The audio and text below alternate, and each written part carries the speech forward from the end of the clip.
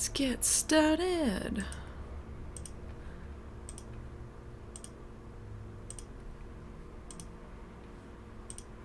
I'm waiting. I'm trying to find the link. Okay.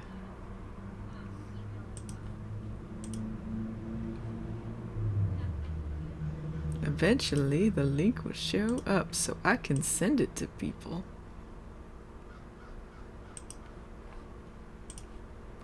Hello, if there's folks in the chat. You know, memento. So you see it in the back end, but I need to actually find it on my channel.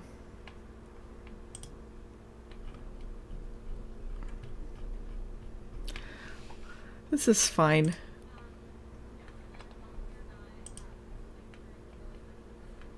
My stream settings. I don't even have this set correctly.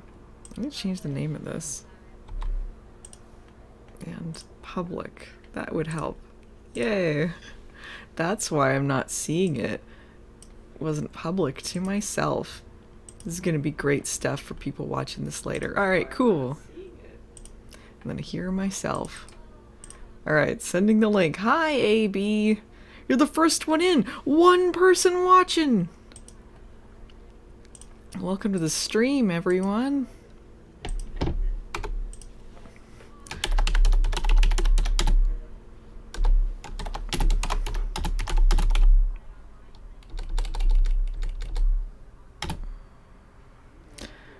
How do I promote Modelland? What was going on? And there was the Gladiator games, fashion gladiator. How do you spell gladiator? There we go. Gladiator games, leg monsters, Tyra. Perfect. I think that'll get the folks in. How's everyone in the stream doing? Oh, you got your pizza? Oh, I'm jealous. I don't know what I'm gonna eat after this. I had some Chinese food, or not Chinese food, I had Japanese food yesterday, and it was very good. Hello! Hello to England! Everyone is here from England. Well, we are doing today part 2 of do Modelland till we're done. We did 50 pages yesterday, which is really good, because I think on average it's been about 30. So we did pretty good on there. We still have about 119 pages left, but by the end of today, we'll have less than 100. And considering this is 569 pages, I think we're doing pretty good. If I do say so myself. But we've been reading since April. Hello to NYC and Michigan. Oh, people from all over the place. You'd think the Manatech thing would be the climax. Who knows what the climax of this book's really supposed to be.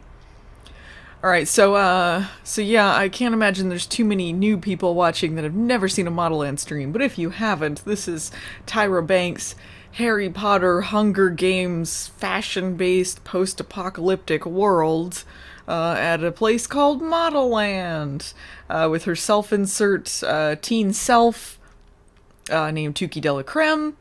Yesterday, we got to Tuki in taking part in Man Attack, which is like fashion gladiator games with her boyfriend that she's on the outs with from the Brother Model Academy, Bestosterone. She totally creamed him. She seems to be being changed by Modelland, but she's also planning an escape with her friends, and that seems to be going underway. We'll see what goes wrong there. Simultaneously, her mom and her sister are taking the pilgrimage up the mountain to Modelland, and they fought a monster made of legs and stuff. I'm not ready for the ending of this book. Oh no! That makes me nervous! Excited but nervous. Alright. Well, let's not wait any longer. Let's jump right in. You guys ready? Let's do this.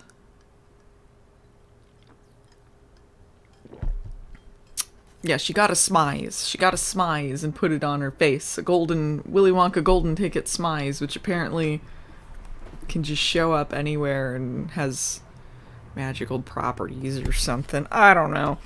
Alright, we're on chapter 38. Left, right, left. I can't turn left. It sounded like the whole orb arena was screaming. There were clangs, then shouts, then a blaring fire alarm. Tukey blinked in the darkness. She couldn't see a thing. A voice yelled in her ear. Is me, Shiraz! Come, I see perfect! Yeah, so they've caused a power outage in order to make their escape. Shiraz grabbed Tukey and led her off the plank, back through the prep zone and down to the ground. As she hit the earth, she felt the smize flutter away from her face. Oh, it abandoned her. She tried to grab for it, but the rice paper thin talisman had disappeared into the darkness. Where are the others? She whispered. Here. Here. Two voices said in unison. I can't say them at once, so... It was Dylan and Piper. Inside, panicking Man-Attack spectators pushed and screamed. Shiraz muscled through an unnoticed door, and the girls stumbled through it. Tukey looked back at the orb arena. The rumbling of trapped spectators practically shook the steel struts.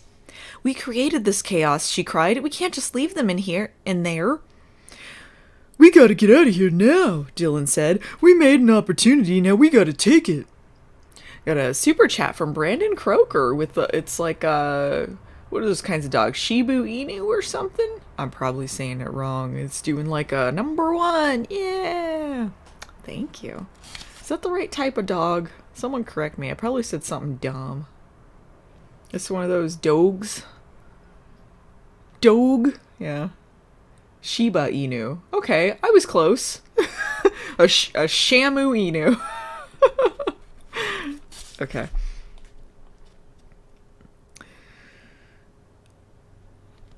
Not only did I find out where the switch was, Piper said as she panted out of breath.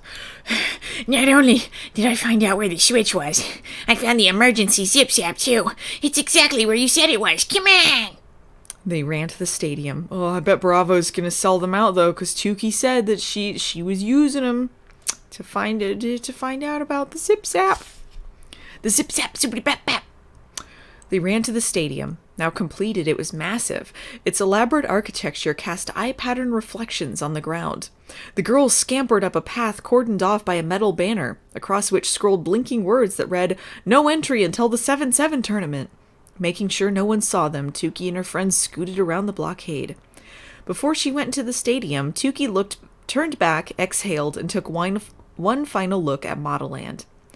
Goodbye, Kamalani. Kamalani wasn't in the group. They didn't include Kamalani. She was like total bro to them.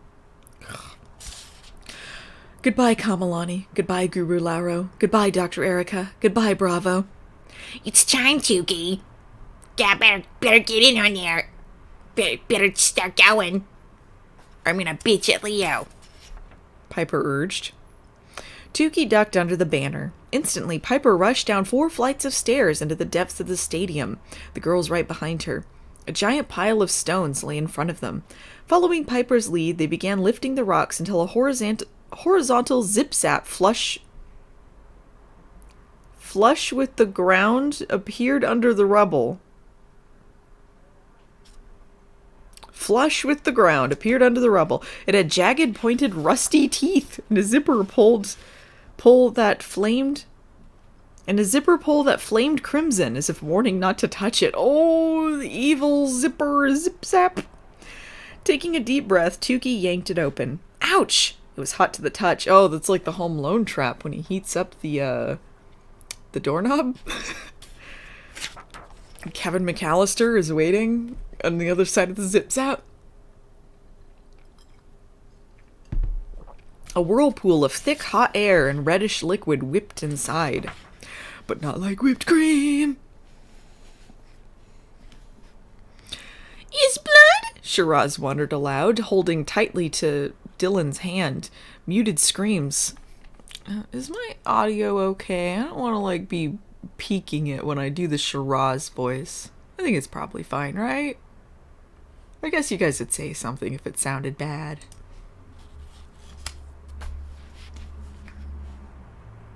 Okay, cool. Is blood? Shiraz wondered aloud, holding tightly to Dylan's hand. Muted screams streamed out from the deep. Ah! Let's go, Tukey said. And then, after a slight hesitation, she fell straight backward and disappeared into the hole. Into the zip-zap, zippity-bap-bap-bap-bap. Beep-beep-beep-beep. Oh, good. With headphones, it sounds good, too. Okay. The girls' bodies twisted around the curves of the zip-zap. It was pitch black inside the tunnel. Terrifying growling and wailing sounds echoed off its walls. This would have been really romantic for her getaway with Bravo. The tunnel surface was hot, burning through the girls' clothing and singeing Tukey's bare legs. It was burning their clothes. Bravo wanted this as for, like, the romantic getaway loss of her lip virginity? Where you go in a tunnel where it burns your clothes off? Maybe they mean metaphorically. Maybe Tyra means, like, you know, it was so hot they could feel it through the clothing and her bare legs were also... What clothing, though? She was just wearing underwear for the gladiator battle, right? Maybe she put on... No, she put on something like a queen outfit or something. I think they had to dress up for the picture or something. They said he never went in? Oh, I don't remember that. Okay. Everyone yelped in pain. Suddenly, the path leveled off. Tukey saw a fork straight ahead. Left or right? Left or right? Tukey screamed. I think we should go left. No, right, Shiraz answered. Left, Piper said. No, right, Dylan said. Tukey leaned to the right. The girls did the same. They whipped through a new tube. Gradually, a pinprick of light appeared at the end of the tunnel. Where would they end up? In Ladorno or in the diabolical divide? Tukey's heart thumped. The light grew closer and closer. Dylan screamed. As they reached the end, they picked up speed, their bodies whipping against the tube. And then suddenly, thump! The girls fell into a pool of thick red mud. But so it's fashion, covered in the red mud. And that way, when it dries out, you got like that, like, fashion clay on your face. The air smelled charred and rotten. There were no telltale signs of Ladorno anywhere. No buildings, no streets, no cars.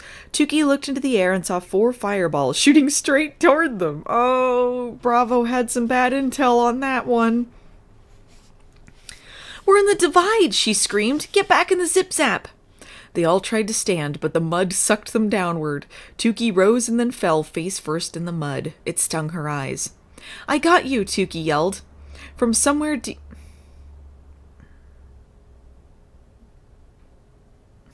So she fell and then she goes, I got you. All right.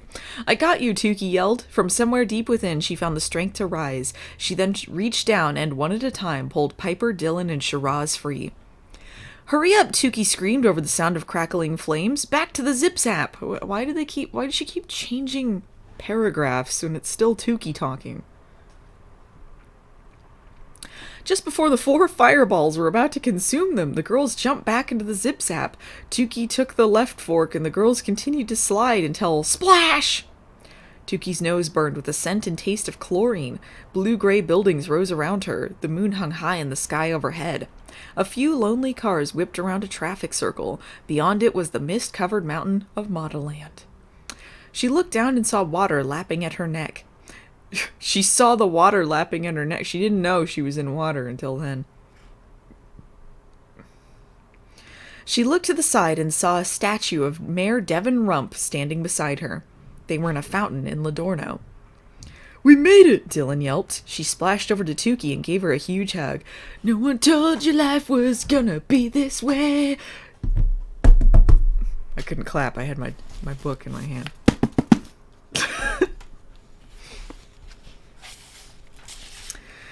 And you were right. We should have gone left.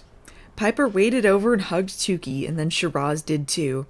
Now what? Dylan said, tucking a clump of wet blonde hair behind her ear. Once they broke free, they looked around at each other, suddenly realizing something. I guess we go our separate ways, Piper pointed out what they were all thinking.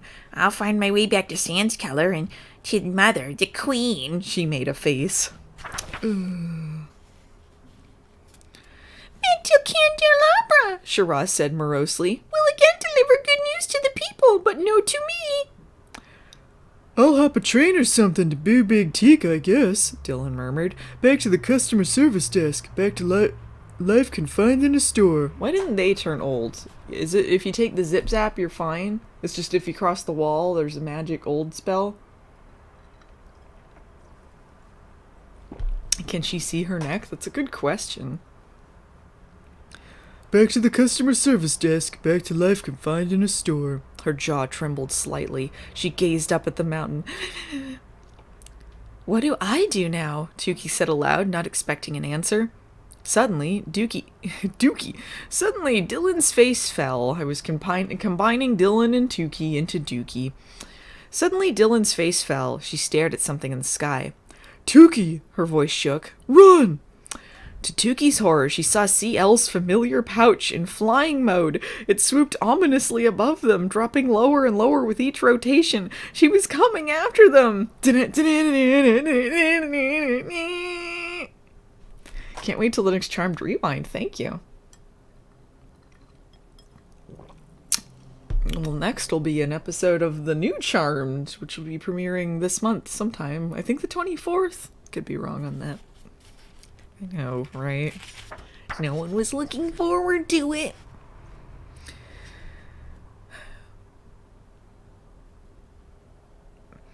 The girls screamed and clambered out of the fountain, running down an alley, ducking under fire escapes and around garbage containers and climbing over fences. CL's pouch in pursuit. A pouch chase. Right? There's a pouch chase. They skidded to a stop at an open manhole cover. They scooted down the ladder and ran through a labyrinth of dark, steaming tunnels. Where we go now? Shiraz yelled. We're heading north by northeast, Piper advised. Head up the next ladder we find.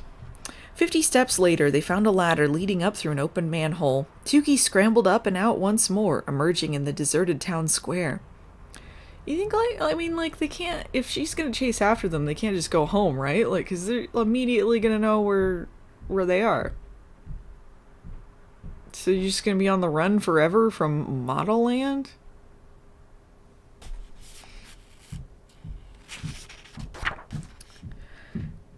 "50 steps later, they found a ladder leading up through an open manhole. Tukey scrambled up and out once more, emerging in the deserted town square. She looked around at the marble ground and the giant clock in the center. This is where Metopia's T-Dot is held, she realized. It looked so empty and desolate, devoid of people, walkers, souvenir sellers. The clock tower loomed in the corner, and various fountains spewed water on all sides. Immense billboards of Intoxabellas and of Evangelinda and Bevjo decorated the sides of buildings. As Tukey spun around, she noticed a telltale question-mark-shaped crack in the pavement and felt a clenching in her stomach. This was the exact point where CL had selected her for Modelland. Right here, on the edge of the square, CL had appeared out of the top of the car, extending her hand to Tukey, over Miracle, over everyone. She gazed up at the mist-covered mountain once more, a pang of regret and nostalgia mixing inside of her. So much had happened, she felt like an entirely different person, and yet she was in the exact same place she'd started. A strange scratching sound emerged from behind a nearby trash can. Shiraz grabbed Tukey's arm. What that? Oh, it's gonna be Lizzie. I don't know, Tukey whispered. Shh. The scratching noises intensified. Something breathed raspily in and out, in and out. A dog? A cat? What if it's CL? Piper whispered. Piper doesn't whisper. Tukey stepped back, her heart thudding hard, but before she could turn around and make yet another escape, something larger than a cat climbed out of the trash can. A burr-riddled, dreadlocked redhead dressed in a hospital gown, a series of fresh cuts and burns on her arms. Alright, so for those of you who haven't been listening to this whole thing, Lizzie has some self-harm tendencies, so if that's something that is triggering for you, just a heads up, there might be some ickiness here. Another super chat from AB. Your potential Modelland name, Alenia Pregolo. Yeah, alright. Thank you. Sounds about as complicated and unnecessary as any of these. Tuki's jaw dropped. Oh my god, she whispered. Lizzie's eyes locked with Tuki, and she let out a joyful yet mournful yelp. The two girls ran for each other, crashing together hard. After a long embrace, Lizzie stuck her hands out to her sides, palms up.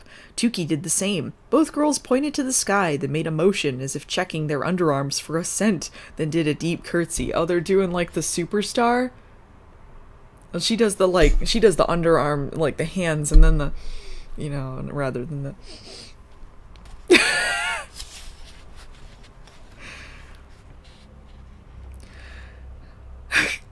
Oh, here's a good callback. What's up, hot queen? They cried together.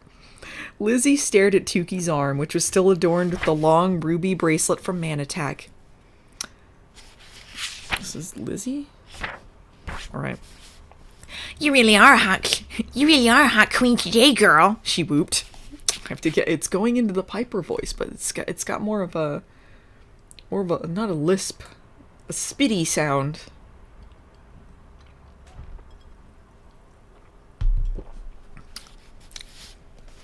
You have no idea, Lizzie.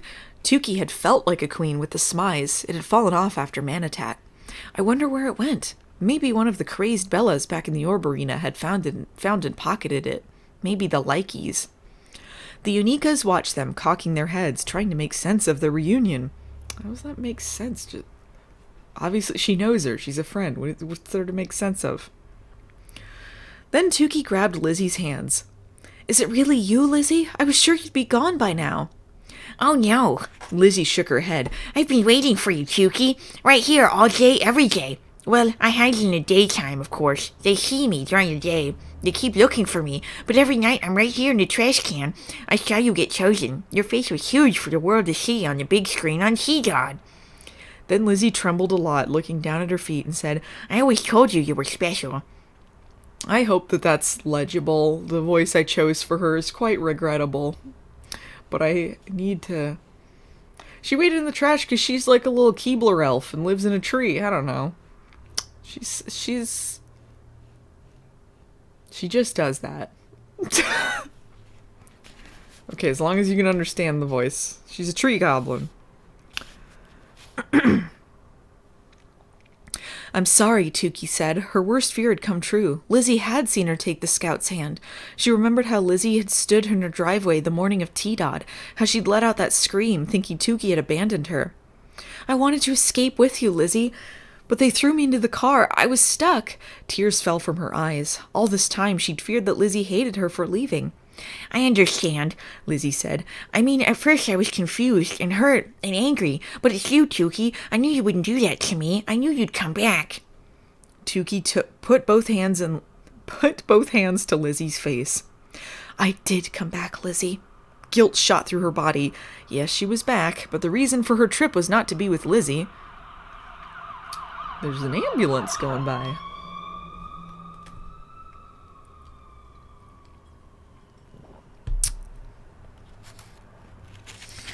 Yes, she was back. The reason for her trip was not to be with Lizzie, but to dodge danger and death. Still, Tuki continued because the look in Lizzie's eyes felt like home. And I'm ready for Exodus. Really ready. Let's go right now. Lizzie gazed into Tuki's eyes and nodded, her eyes filled with sad joy. Really? You know, she was planning on this being, a trilogy? So was it like the other books, she was going to go back to Modelland and things were cool, or she's just going to abandon Lizzie again once the opportunity arises, or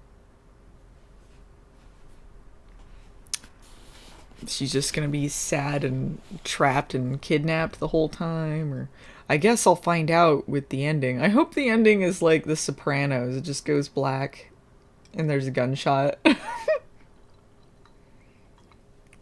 I hope it's a cliffhanger that's like a bad one, like something bad happened in the end.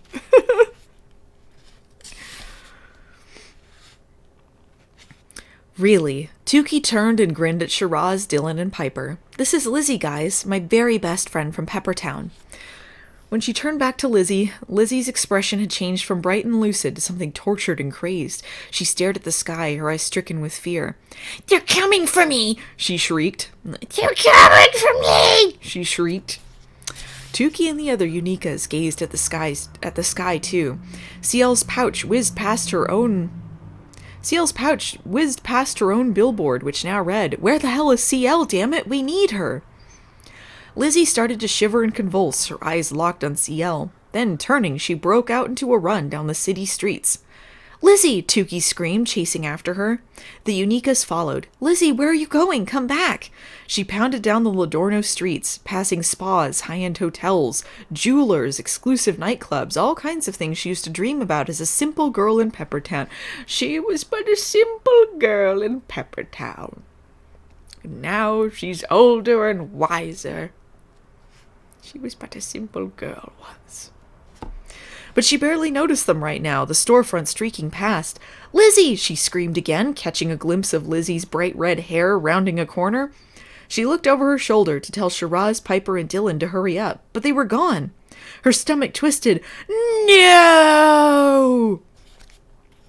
Tukey walked in circles on the sidewalk, wondering which way to go. Just then, a huffing, puffing bus from Peppertown, the only one that trekked into Lodorno, pulled up beside her. Vigorous knocks pounded on the windows. Tukey looked up and her heart lifted. Shiraz, Dylan, and Piper were inside. Oh, that was quick. "Get in now!" It's a mouth, but it is by Piper. "Get in now!" Piper mouthed through the window. Tukey peered up the steps. The freckled driver grinned down at her. "Come on the board!" Oh, it's in a Shiraz. "Come on the board!" she said in broken English with an accent that sounded just like Shiraz's. "Your little Labrian friend, all my candelabra, so proud of her. She tell me your plight. I hope you get away from crazy flying lady." Tukey climbed aboard and gazed at Shiraz, who shrugged and shot the driver her best Kara expression. "Blue steel," which made him break into a googly "I'll do anything you want" smile. Oh, they're seducing the bus driver, using their Modelland powers to get what they want.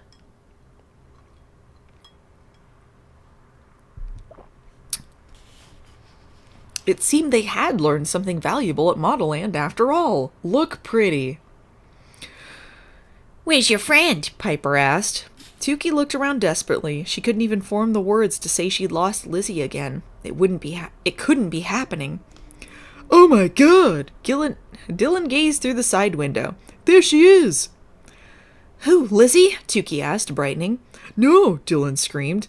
Tukey followed Dylan's gaze. CL soared through the sky, but then suddenly CLs appeared on either side of the bus as well, keeping pace with the speeding vehicle. Oh, multiple CLs!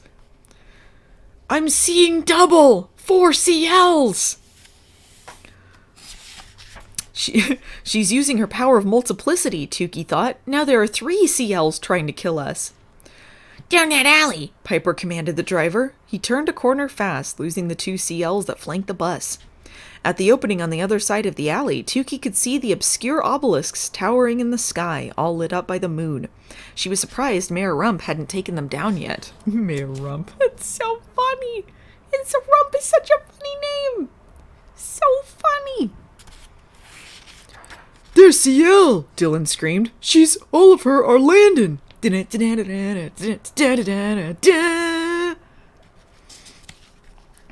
Tukey whipped around and saw the 3 CLs skid to a stop on the bricks behind them, their pouches retracting into their arms.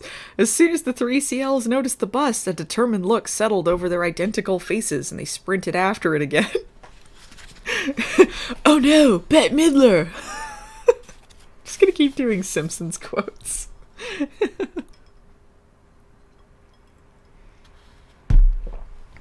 Faster! Shiraz ordered the bus driver. You got it! The Labrian man sped down the alley toward the obelisks, hydroplaning on the slick street. It's like speed. The bus then hit a pothole, sending the girls flying out of their seats. When Tukey scrambled up again, one of the CLs was right along the bus, staring through the window at them.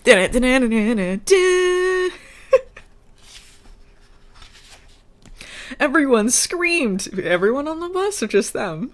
I hope it was the whole bus. Where is CL? Well, there. Dylan looked like she might faint. Have the mercy, Shiraz wailed.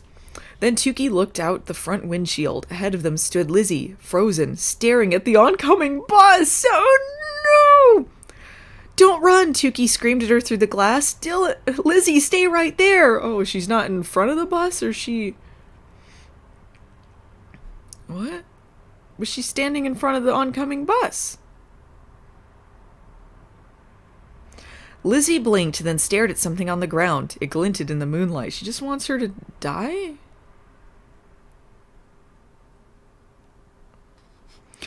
She bent down to pick it up. Tukey stared at the shiny, sharp metal object in Lizzie's hand. Lizzie then... Okay, some more self-harms going on here. Lizzie then raised it and brought it down hard onto her inner wrist. No! Tukey wailed. The bus sped fast through the alley. A lone shopkeeper locked up his store and then headed into the alleyway right in front of the bus.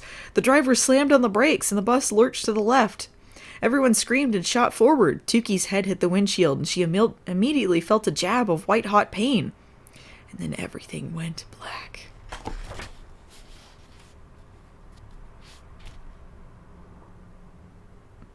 Wait, why was this here?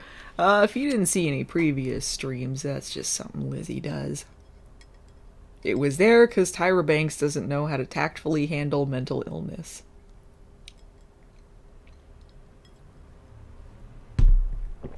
Yeah. Alright, well, that was chapter 38. Chapter 39! Breathless Sister Friends. And I just want to point out, we have 109 pages left. That's something. A milestone number, I think? Searing pain pulsed at Tukey's scalp. The cold ground chilled her bones. After a moment, she opened her eyes. The night stars and round moon glowed overhead. The obscure obelisks towered off to the left, 3 giant spikes in the sky. Where was she? The last thing she remembered was Lizzie picking up a piece of sharp metal, and Tukey shot up. The bus lay on its side next to the obscure obelisks. Its windshield smashed. Its tires flattened. This was unnecessary. Its front end crumbled. The driver was nowhere to be seen. Dylan? Shiraz? Piper? Tukey called quietly, her heart hammering. Please make them be okay, she silently willed. Over here, Dylan's voice meekly responded. All of us. Are you hurt? Tukey scrambled toward them. No, Piper said weakly. Shiraz murmured that she was all right, too. Tukey...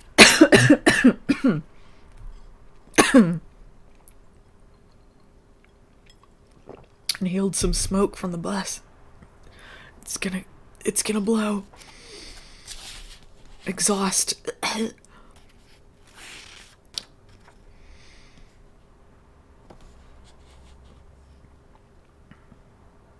Tukey peered into the darkness. One friend left to find. Lizzie? She cried.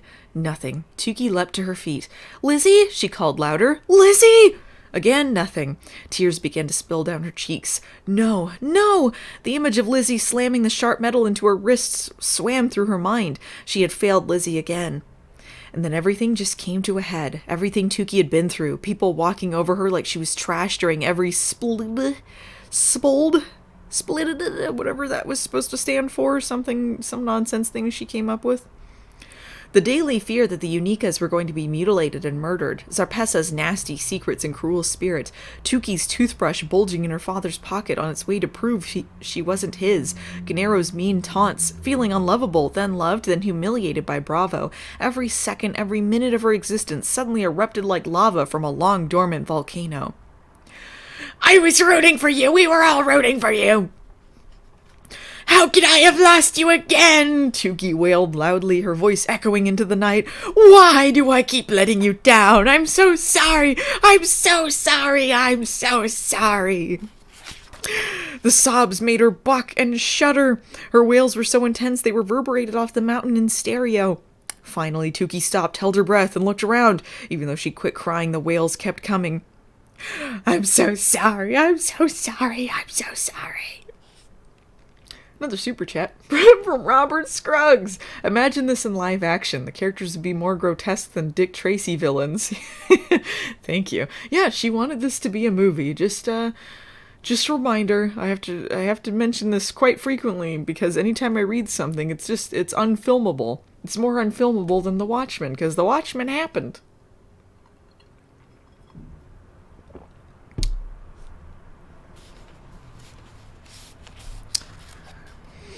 Tukey spun around. Oh, thank you if I didn't say. Tukey spun around in the direction of the noise. Was that someone else sobbing? A figure kneeled at the base of the obscure obelisks, and then, thwack!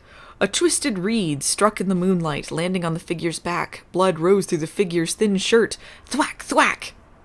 Oh my god, Tukey whispered. More gore and flagellating and...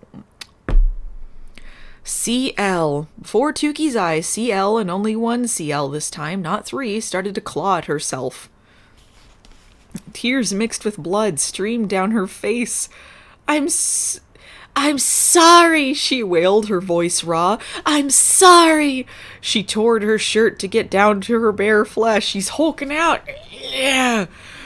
Huge new welts rose on her skin. Older ones were still an angry, colloided red. The blood dripped down her back, pooling on the ground. You know what? I just don't care anymore. I don't really care why she's doing any of this. Like, I just want it to get to a point. Like, is that too much to ask? I don't think it is. Another super chat from Melena Kiss. Once COVID ends, I'm going to real life Modelland. Oh, alright. Let us know how that goes.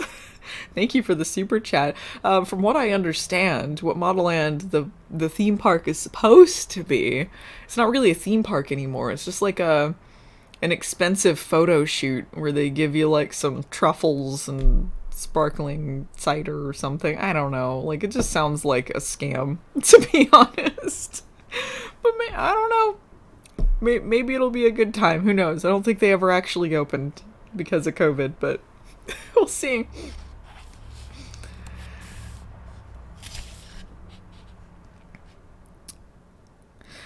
Tukey gasped. CL raised her head and spied Tukey. Her eyes widened. Her mouth became tense and hard. Her nostrils flared. She stood and advanced toward Tukey with her bloody hands outstretched, her expression unhinged and twisted, her hair snarled around her face.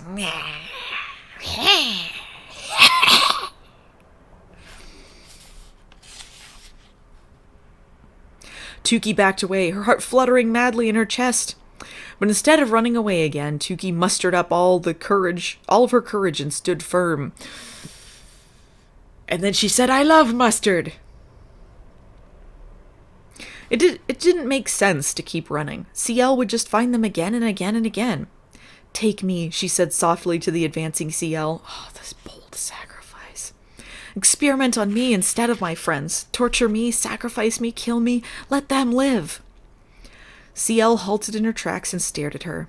After a moment, she started to tremble. She covered her face with her hands and turned away. I'm sorry.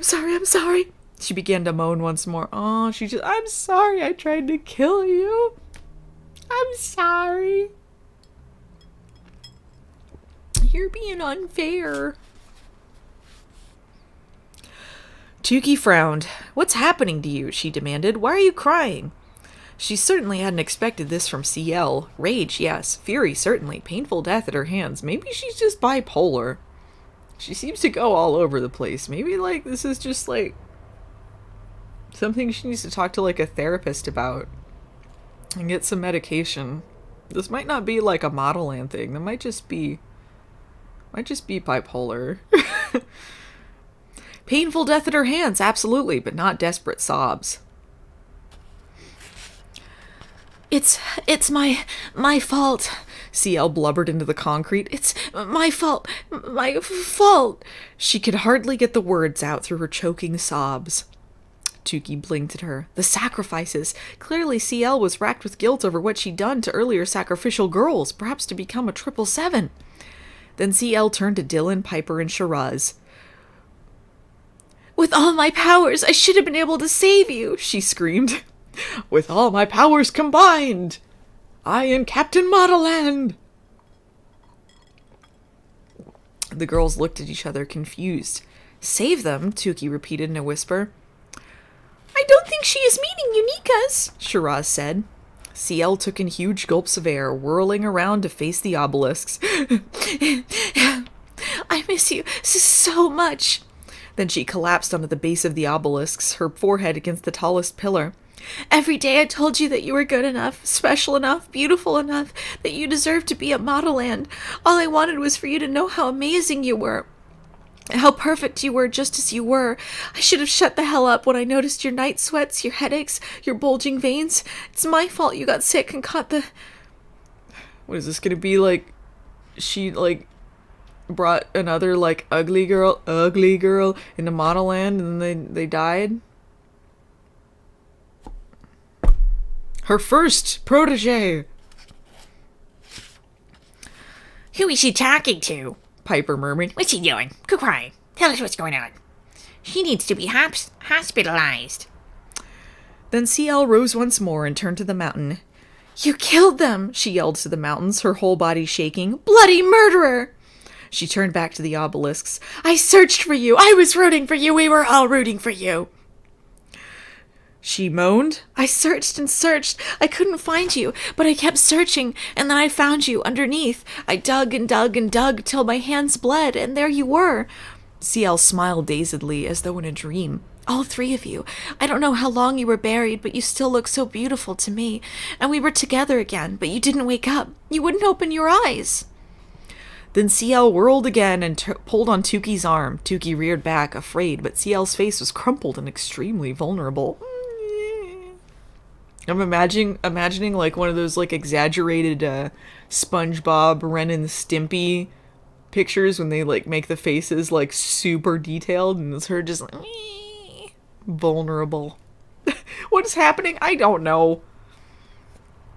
She brought some other people to Modelland and then they died.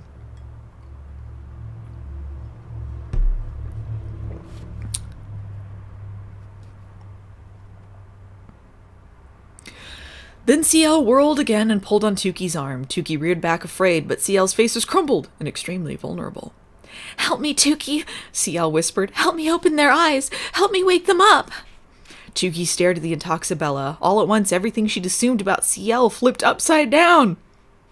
Her world got turned flipped upside down.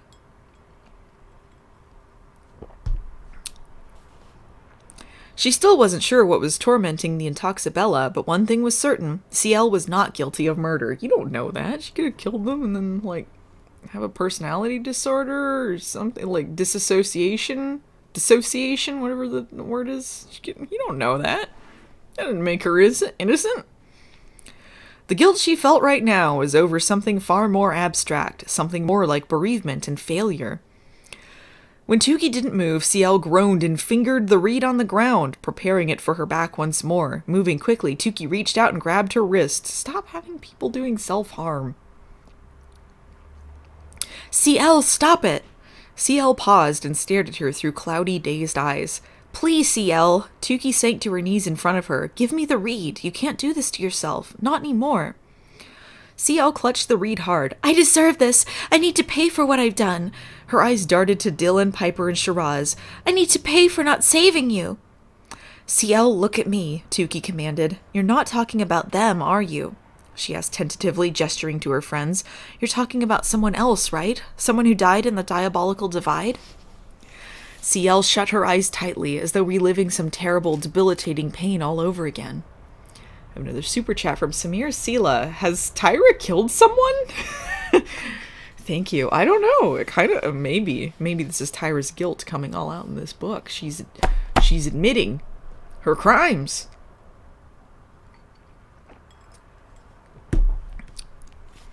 My sister friends from home, Hendal, Woodland, and Catherine. When I became a 777 in Toxabella, the first thing I did after that tournament was teleportal back home so I could celebrate with the three of them. I told them they were worthy, that Modelland's rules were ridiculous, and that they deserved to be there more than I did. Hendel was so beautiful, so voluptuous, with bright lavender eyes. Woodland's hair and skin were pale and luminescent like a full moon, and Catherine was so tiny and had the cutest freckles and the most luxurious curly brown hair. Did the Belladonna kill her friends because she went to celebrate and or took them to Modelland or something? Tukey flinched. Tukey flinched. She looked over her shoulder at Dylan, Shiraz, and Piper. Their mouths hung open in shock. Tukey turned back to CL. What happened that got you in so much trouble with the Belladonna? CL shut her eyes. Oh no, another long story. Because of my sixth sense of power, I feel things intensely. My sixth sense of... Just a reminder, this all originated as a challenge and top model, where she just gave people random bullshit powers as super smize. And now these are powers in model. Kind of hard to take it seriously. I was living in an amazing penthouse in Ladorno, and my sister friends would visit me every day after... Why do you have to say sister friends? You could just say friends or best friends. What? Sister friends? Sister-friends. My sister friends would visit me every day after I finished with photo shoots. Runaways, posing for my picture on Metopian Money.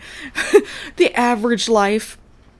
Being the guest of honor at parties thrown by royalty, worldwide televised poetry slams, and autograph signings, and then they made a symphony based on my beauty. All of these stories, are so #unrelatable. My life was an insane dream overnight, but I would always, every day, run back to them. But when a week passed and there was no sign of them, I knew something was wrong, and I knew exactly where to go. To the divide. The creatures there were like things you wouldn't even see in your worst nightmares, and there were moments I wasn't sure I'd get through it alive. But I found my sister friends one by one. 2 were buried, and I dug up their bodies with my bare hands. I was planning to trot their bodies through Ladorno in my own personal parade to show the world. It was time people understood that Modelland's narrow beauty ideals are flawed and in need of a change. Well, that just sounds like they went into it. Why were they there? That didn't have to do with beauty standards and everything to do with, going on a mountain full of, monsters and shit. But Canero got wind of my plan and went on a search for me. Luckily, I heard about his pursuit before he caught me, so I quickly created this monument in my sister friend's honor and buried them here. The obelisks? She pointed to the obelisks. I couldn't parade their bodies through the town square, but this was the next best thing I could do. Then I gave myself up to him. She created these in honor of her dead friends. Just like the architects that went and died in the divide to go see the architecture. This is the same story. Dylan backed up from the 3 pillars. Wait, there are dead bodies under here? Oh, she buried the bodies under the obelisks? This is a horror story, though. If Tyra wanted to write a horror story, why didn't she write a horror story? Body girl, Shiraz whispered. CL nodded and fought back another sob. They call her body girl because she buried the bodies! That's why the Belladonna has been punishing me. Piper rocked on her heels. Why didn't Ladorno just demolish the 3... Why didn't Ladorno just demolish the 3 obelisks when they first went up? Why didn't you just take care of it? Just delete it. Whatever.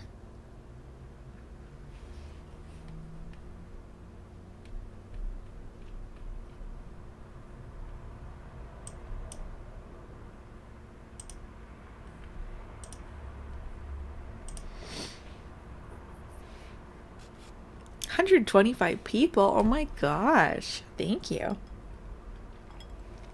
Please review Tremors 7. I will. I haven't watched it yet, but I plan on doing it. Another super chat from Tim Ryan. It's a little pair going, ha ha ha. Thank you. Why didn't Ladorno just demolish the obelisk? Why didn't they just do that? CL wiped her bloody hands on her shirt. Most people in Ladorno thought the obelisks were some kind of mystical sign, and in the 6 months after I put them there, tourism increased tenfold, so the mayor allowed them to stay. The Belladonna demanded they be taken down, but she has no jurisdiction over Metopia. You have no jurisdiction here, Belladonna! So she takes her frustration. She's like some sort of, powerful sorceress wizard. I thought she was maybe a deity of some sort or something. She has these powers. But she has no jurisdiction over Metopia.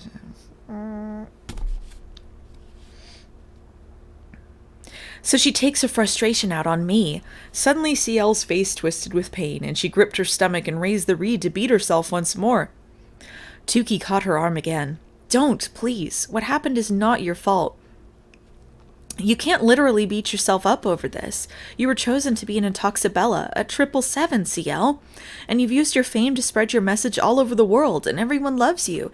Your friends, yes, they're dead. They're dead, gone forever, but they still live inside of you.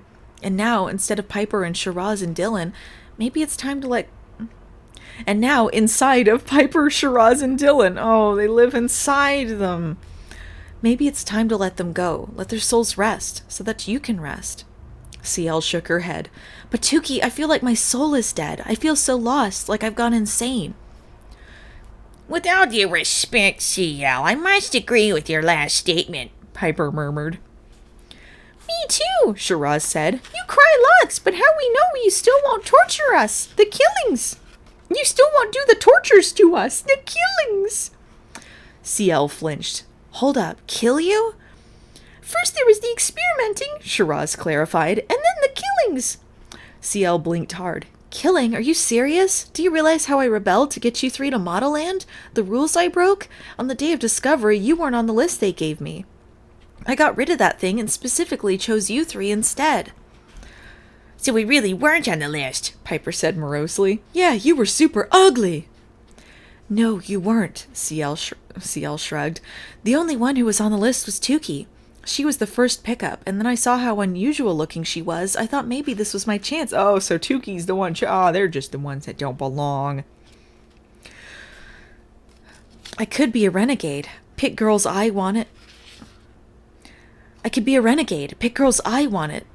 Girls who could make up for Hendel's, Widland's, and Catherine's deaths. It was my experiment, my grand project. But why me? Tukey blurted out. Why did Modelland want me on the list? You just said I'm unusual looking. CL raised her hands helplessly. I'm sorry, Tukey. I don't know. I don't know why an uggo like you was chosen. Sorry. You're two different colored eyes. What's the world coming to? Yeah, I saw what a freak you were and realized you could pick other freaks.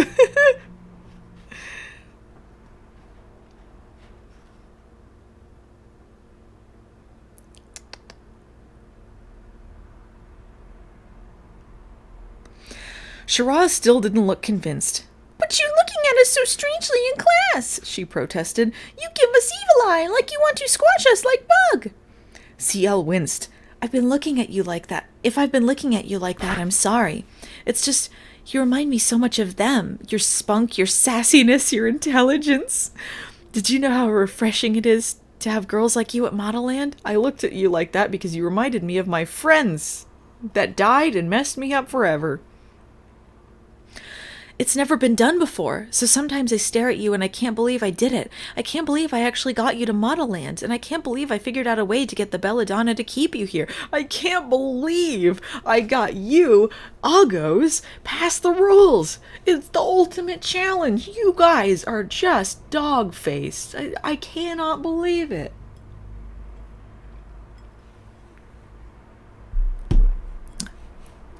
What a genius I am. I pulled it off. The perfect crime. And then I get flashbacks of my sister friends and my mind starts doing crazy things. I'm sorry if I scared you. It was a combination of crazy and tough love. It was a combination of crazy and tough love. That's the Tyra way, isn't it?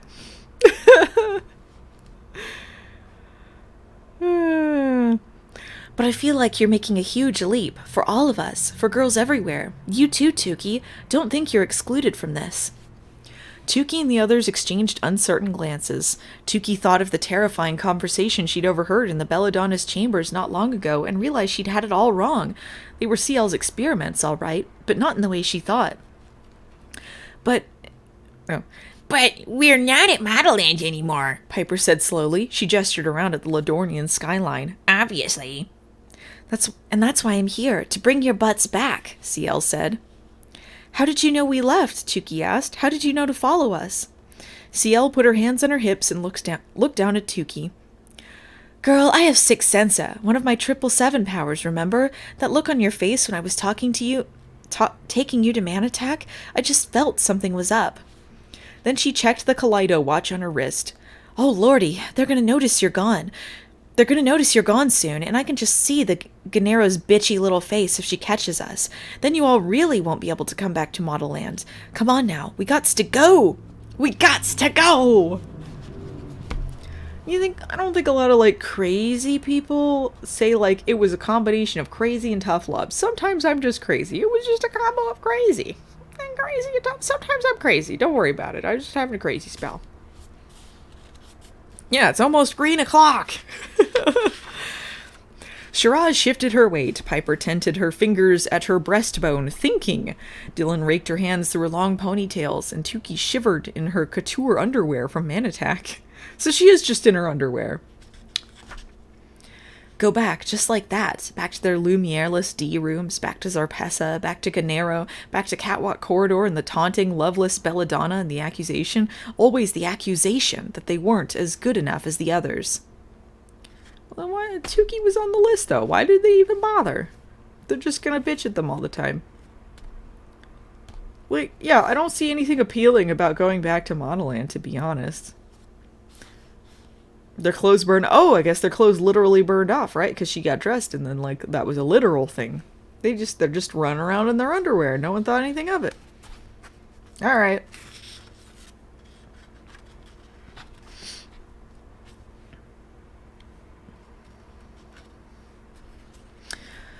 The threat that they could still be sacrificed, maybe not by CL, but by someone.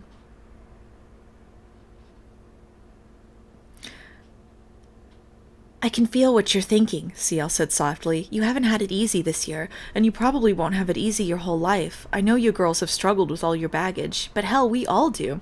You won't have it easy your whole life, because you have 2 different colored eyes. I guess your whole life is going to be misery.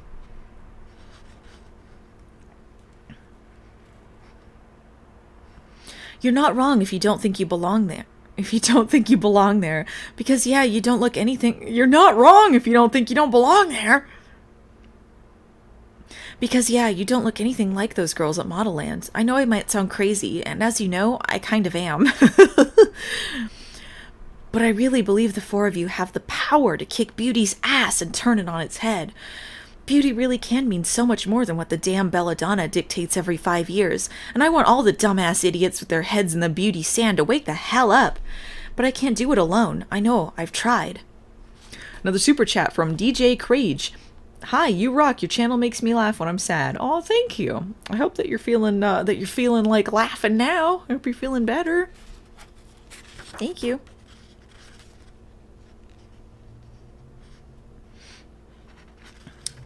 The girls glanced at each other again. If you go back to Modelland, CL went on, you'll be symbols. I chose you 3 because I felt you could carry out my mission. And Tuki, don't you see how much you've changed? You've become this ass-kicker in Man Attack. I don't see any positive changes here. A winner, a leader. We need more girls like you at Modelland. Please come back with me. Please. Then she shook her head, gazing at them almost lovingly. Will you do it for me, at least? Will you try? Do me a favor. Me, the person who broke you into this horrible place. Because maybe if I know you're up there, trying, maybe I can let this guilt go. She gestured to the obelisks. Maybe I can let them rest in peace, and let the wounds on my back heal too. Maybe I won't hurt myself if you do what I want you to do. I think it's your responsibility to help me overcome my demons.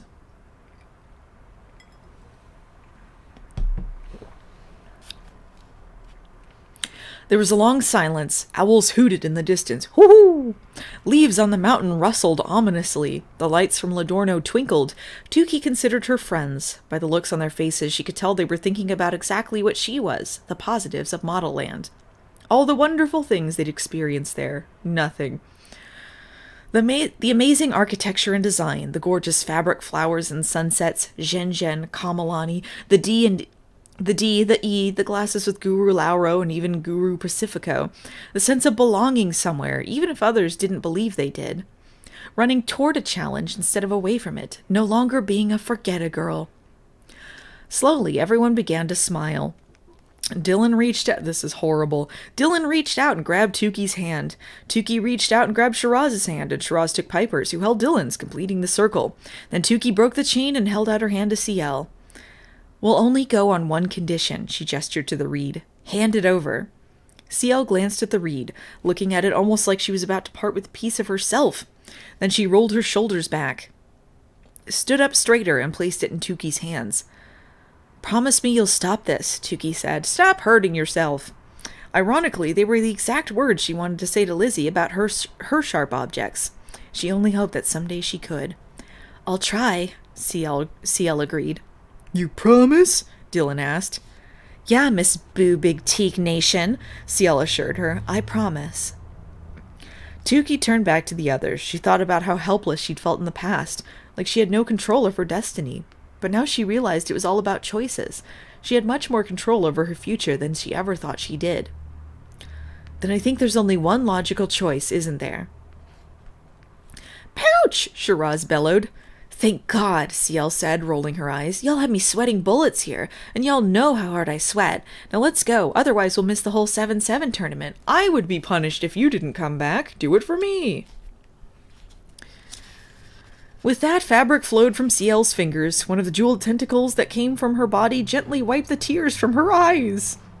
The jeweled tentacles! She glanced at the obelisks again, then walked over to them and kneeled down. I love you, chicas, she whispered. And I'll never forget. I love you, chicas. Hot queens. And I'll never forget you, ever. But these girls, she gestured to the Unikas, they're your replacements. They're going to do it for you, okay? One by one, she kissed the obelisks, starting with the tall ivory one, then the thicker golden one, and finally the smallest speckled one. And then, with a swish of her pouch and a stretch of her arms, she swept Piper, Dylan, Shiraz, and Tuki up, up, up into the clouds to Modelland once more.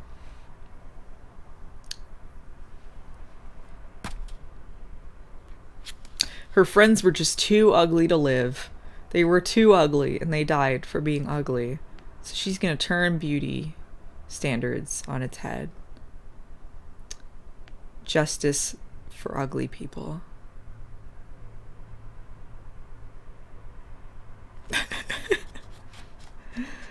Well, this is rather silly.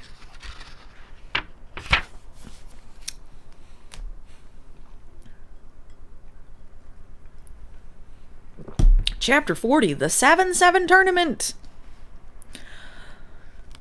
Oh, my poor dear darling. You thought it was over, didn't you? That the Unikas piled and I didn't think it was over. You threatened. This is 569 fucking pages. I see a lot of book left. I didn't think it was over. You thought it was over, didn't you? That the Unikas piled it. And who is this narrator that they keep? She used in the beginning of this and like jumping back and forth. And then like. And then back to this like darling person. Who is this? Who's the narrator? Tyra? That the Unikas piled into Miss used to be sweet, then turned crazy and now is sweet again, and Toxabella's pouch and let its pouchlet. You're just calling it a pouch, now it's a pouchlet. Into her pouchlet and sailed up, up, up into the sunset, the end. Darling, you should be ashamed of yourself. There's so much more to the story to tattletale you. And how dare you assume otherwise? I love being berated by a book I'm reading. It was quite the shocker that CL was not a murderous sociopath, wasn't it, darling? Might I suggest the next time you come across another vindictive, vile, venomous creature, you stop, drop, and roll around the idea that maybe the, shall I say, bitch did not spring out of her mother's birth canal that way. I'm learning a real lesson. We judge CL, aka Old Tyra, too harshly, I think. I can money-back guarantee that her sorrowful sourpuss saga would be quite interesting, but nowhere near as juicy as this one. But enough about powerful bitches, darling. Let's move on to bewitching powers. Of the 7-7 kind. The stunning, statuesque, strobotronic stars with stupefying stratospheric struts kind, to be exact. For today, the brand new 7-7s will be anointed. 7 girls, and only 7, mind you, will graduate to become Intoxabellas. The pinnacle of Modelland Bella's existence, darling. The grand culmination of all of her skills and powers. The chosen seven will join the ranks of the only famous, the most celebrated, and the most admired people in the world. Their whole lives will become the stuff of jealous dreams. And there are certainly name-calling jealous dreamers among us, darling, uttering the much more pejorative 7-7 nickname. You know, the one about stuck-up, straggly, strep-throated strumpets with stenchy, stupid styes under their espresso, cigar smoke, and egg salad sandwich-scented breaths. Why is it that bitter bitches have the worst halitosis? What is she on about? I don't get to a point. But let's not dwell on their mouthy stench now. I'd rather stick to sweet-smelling topics. So someone please get them some eucalyptus bergamot, and yanglang breath mints stat. Now, while the day of discovery can be attended by anyone and everyone, even your one-toothed cousin or hog-maw-gnawing aunt, the 7-7 tournament is invite only and is reserved for a chosen few, 43,347 to be exact, but who's counting? The brand new obstacle course gleams in the new stadium, ready for the upper-class Bella challengers. And there's an extra special seating section reserved for every living in Toxabella, all of whom are required to return to witness the spectacle. Get your designer shades and envy daggers ready, darling, because your eyes will ache from all that pulchritude concentrated into one tight space. Another super chat from Borchmore. Are we supposed to like any of these characters? That's a good question, because I can't really think of any that I do like. Wingtip? Crazy old Wingtip. Backstage, powers are tested and finessed. A multiplicity mess-up where a girl spat into two fountains instead of splitting into two of herself here. A chameleon slip-up where an anxious girl accidentally transformed into an actual chameleon there, and centauras are knotted and re-knotted for good luck. And while the day of discovery selection has fixed predeterminations like college basketball final scores, the 7-7 tournament is free of black market schemes, darling. All I can say is, may the best Bellas win. Those who don't must return to society. No powers, no fame, no nothing. A lucky few B minuses will be selected to become scouts, choosing the future girls at T-Dod, as well as running errands for Modelland as the institution sees fit. But everyone else gets sent through Gennaro's famed home doors. Ta-ta! For Tuki de la Creme, such options don't apply. Our favorite not-so-forget-a-no-see is just reaching the tallest peak of Modelland and landing outside the gates, thrilled to be back on the land, safe, sound, happy, but maybe not for long. What's gonna happen?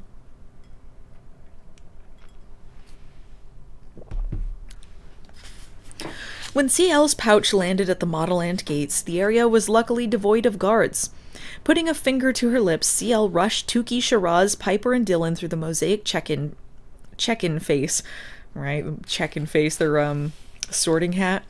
Whispering secrets to its pouty, tiled lips once more. The face let them pass, whispering, authenticated, validated, and certified. And instead of entrees and appetizer, but the gates opened all this. I don't even remember any of this nonsense. They raced past the row of Belladonna statues as fast as they could. In the distance, Tuki heard the sounds of drums beating, people cheering, and a non-specific frenzied rumble of activity. Hot damn, we're going to be so late, CL murmured, glancing at her Kaleido watch again. We'll probably have to stand. She paused to rub her feet. And I'm not standing, because after 3 of me running after the 4 of y'all, my dogs are killing me. Shiraz looked nervous. Please, CL, no say the killings word, Kate. As they burst into Beautification Boulevard, Tuki and the others gasped. Frantic 7-7 competitors dressed in elaborate, otherworldly couture costumes, and the most glittering, complex jewelry Tuki had ever seen, and we're gonna have it described in painstaking detail to us. What are the outfits and the jewelry, Tyra?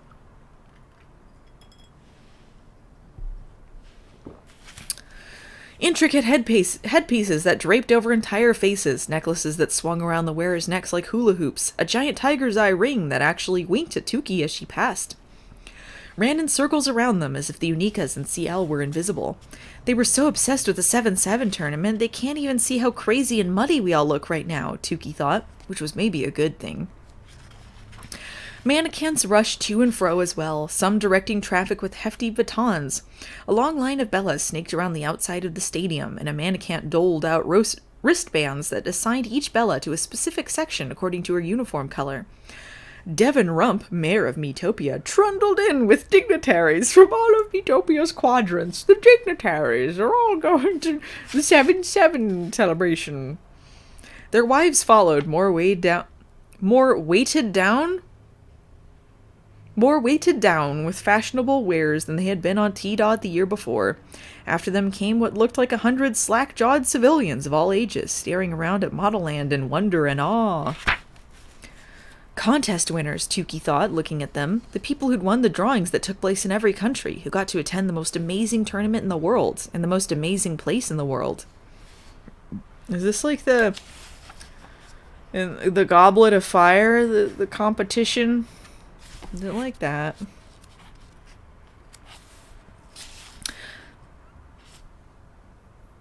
One of the winners raised a camera to her eyes, but a mannequin grabbed it away. Mental memories only! Another winner plucked a perfect fabric flower from the soil and cradled it in his hands. A souvenir, he gushed. These are all in the same paragraph. A second mannequin snatched it from his hands. Pluck another, and I'll pluck you right out of here. It's crazy here at the Modelland, Shiraz bellowed, dancing around in a circle. Yeah, mass hysteria, crazy times 12, the pinnacle of belovedness, chicness, and bedlam. Dogs and cats, raining from the sky, raining dogs and cats. Mass hysteria. I'm going to quote it extremely badly. CL said in a blasé tone, Let's move it, chicas. We need to get to the stadium before they slam the doors on us, and they don't let latecomers in. But Tukey couldn't help pausing for a moment and staring up at the majestic buildings all around her. She was back. She wasn't going to die. It was a better feeling than having cold whipped cream poured down her throat. We get it. If she'd had time to sink to her knees and kiss the land, she would have. CL paused a few paces away from the stadium and whipped around. Oh, lordy, she smacked her hand to her head. I gotta get you into your dress uniforms. Otherwise everyone will know we were up to something. She pointed to Tukey, especially you, Miss Muddy Undies man attacker. Miss Muddy Undies. Okay, pit stop. She switched directions and headed for the D. 7-7 hopefuls swished by them in a herd. My Centura! One contestant screamed into Tukey's face. Where is my Centura? Did you see that skank emerald with it? Tukey just shrugged. How would she know? I tried out seduction on a Bestostero this morning, and he told me I smelled like a bitch in heat. Another girl shrieked, staring morosely at the 3D replication of her that had arisen from the golden walkway. How am I going to improve my scent in a few minutes? I'm doomed, too, another girl moaned. The belladonna said that I was edgy and strange, with a capital E and S. I should just volunteer to be a mannequin now. Tukey, guys, a voice pierced the ruckus din. Tukey looked over and saw Zhen pushing through the crowd toward them. She had on a fuchsia puffy sleeve dress that spelled out Gen L in 3D. Oh, you wouldn't believe what happened to me during Go See Go.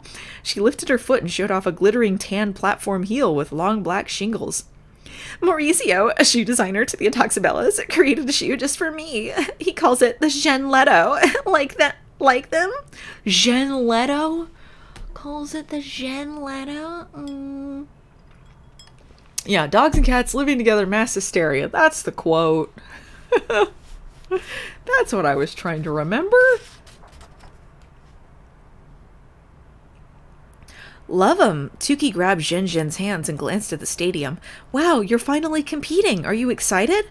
Excited, but scared. Zhen giggled nervously. Eee! Then she noticed CL beside Tukey. Her straight black hair instantly morphed to mimic CL's lustrous auburn waves.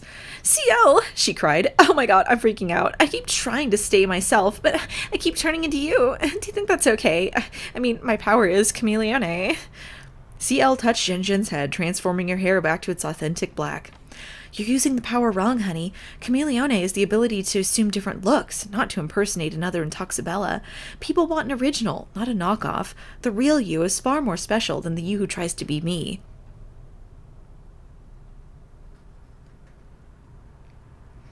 Zhen pressed her hand to her breast. Do you really think so? Zhen, girl, you are way more beautiful than I could ever be. If I was insecure, I'd be changing into you every single day. If I was insecure like you, I'd be changing into you. CL smiled beatifically.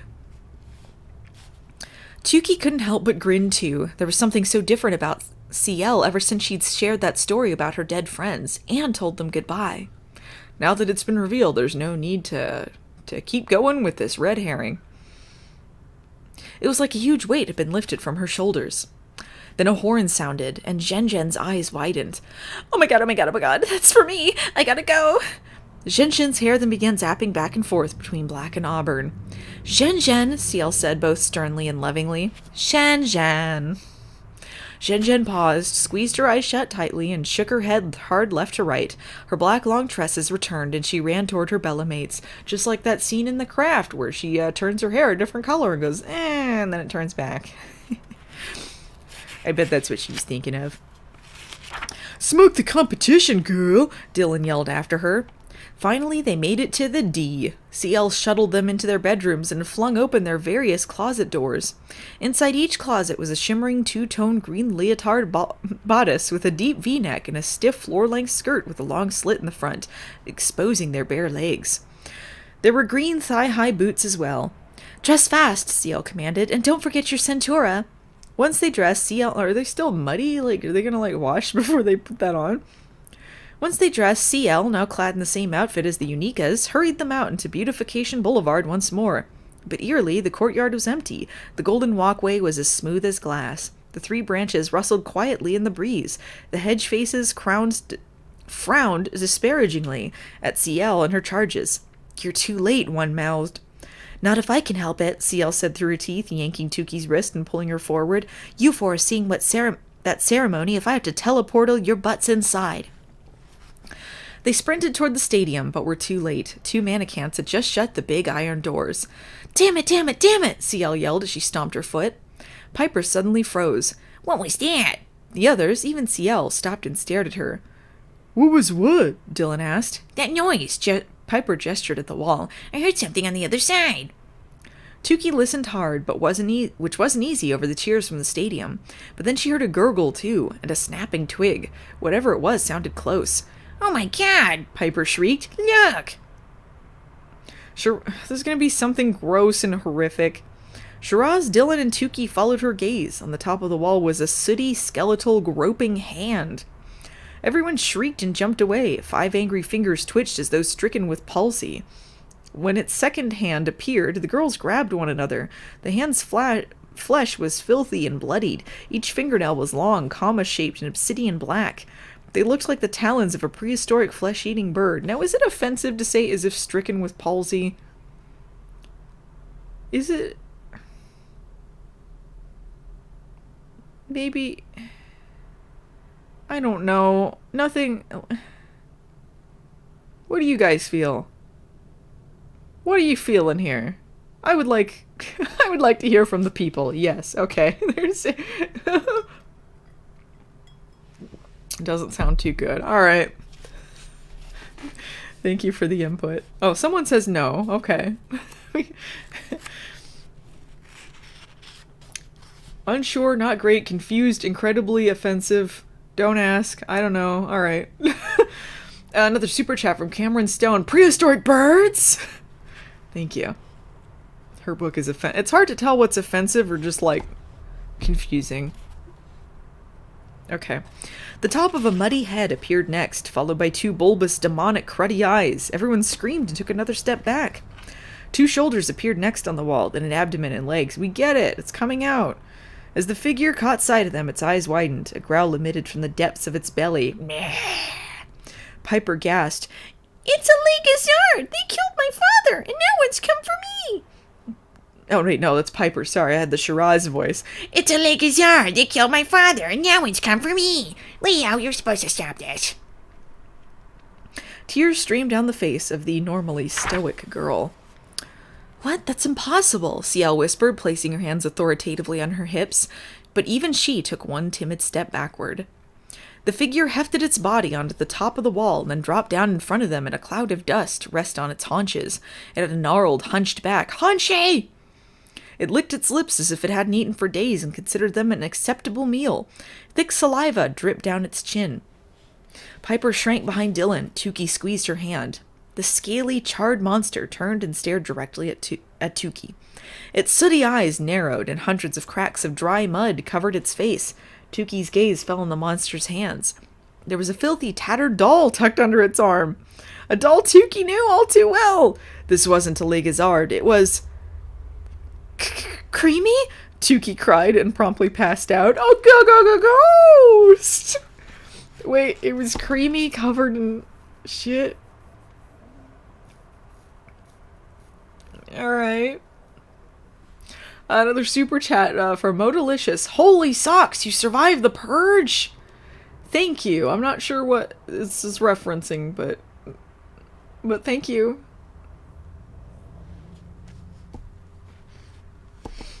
Creamy! Shit just got real, guys. Alright, chapter 41. Stone to bone and flesh.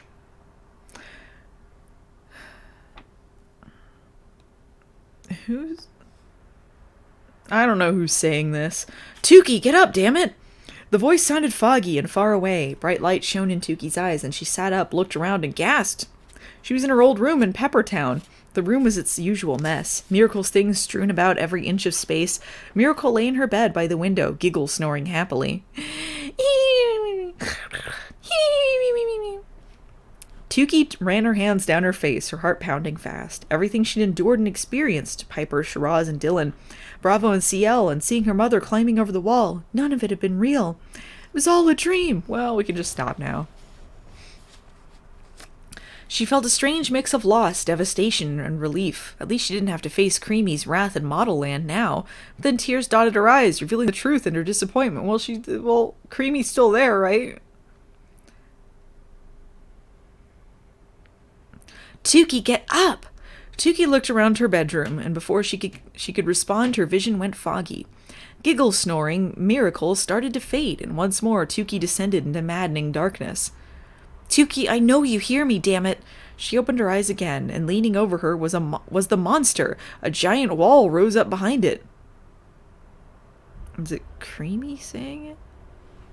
Alright. If I have to tell you one more time to stand the hell up. Tukey sat up and stared at the monster with the voice of her mother. A hot ball of fear simmered in the pit of her stomach. She felt suspended between two worlds. Creamy? Tukey whispered again to the creature, drawing back. Shiraz helped Tukey to her feet. Who is monster, and how you know it? It's my mother, Tukey sputtered. The girls gaped at her. Tukey reached out to the cruddy beast. Are you real? Did you fall on your big head just now? It's going into Piper. Did you fall on your big head just now? Creamy spat. Of course I'm real. Tukey gazed around dazedly. She felt caught between the Tukey she had been and the Tukey she now was. Two Tukeys! The M building loomed in the distance. The golden plaza sparkled. Piper, crouched in a ball, screamed.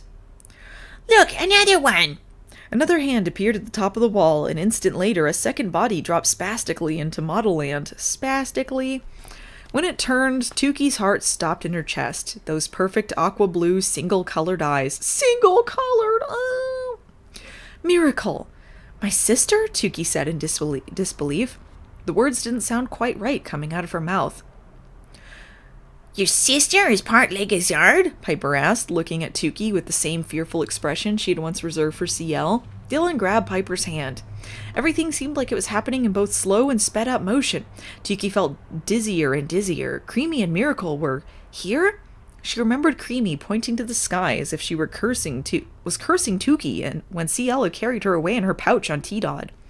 Then she thought of what she'd overheard in the Belladonna's chambers. Now the Belladonna had switched a girl who rightfully belonged at Modelland with Tukey.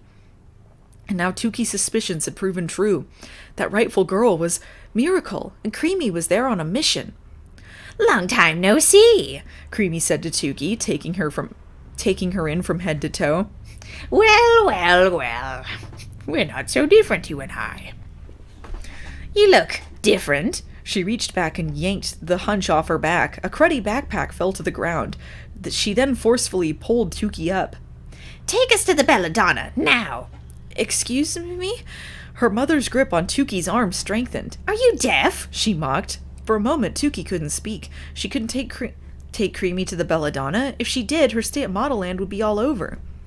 You could get in huge trouble, Creamy. You can't be here. Creamy waved her hand dismissively, then her eyes brightened as she noticed something behind Tukey. She marched ahead, crossing the Golden M Plaza. Golden exclamation marks followed her as she made her way to the O. Miracle, come! Creamy shouted, snapping her fingers and shifting Bellissima in her arms. Miracle and everyone else trailed behind. Tukey turned and felt a momentary jolt of pleasure at seeing Miracle looking so wretched, while she herself wore Modelland dress uniform couture. Creamy marched right up to the Belladonna statue and stared at it. Belladonna! The statue remained still. Creamy stomped her sooty foot. Belladonna, I know you hear me! Creamy roared. Brown spit spewed from her mouth with every syllable. Lady, today Madame Belladonna may be a bit stone-faced and temperamental, CL said in a teasing, confiding voice, leaning close to Creamy, especially because today's the 7-7 tournament. Creamy rolled her eyes, which, after months of starvation, looked like deep pits far back in her skull. The 7-7 tournament? That idiotic pomp and circumstance? She turned back to the statue. Belladonna! She roared. Stop ignoring me! Oh my god, look! Dylan shrieked. The Belladonna statue's eyes began to blink. Her hands moved from her alluring pose. She arched her neck way down and gazed upon the filthy woman in the O. Her brow furrowed. The corners of her mouth dipped into a frown. She then burst into song. No! Why are we being punished for Creamy's crimes? Another song? The hell voice did I do for Belladonna? I think it was it was the Galaxy Quest voice. Am I right? Is that something else? No? No, what was the Belladonna voice? I'm sorry. Was it the Dr. Evil? Yeah, alright.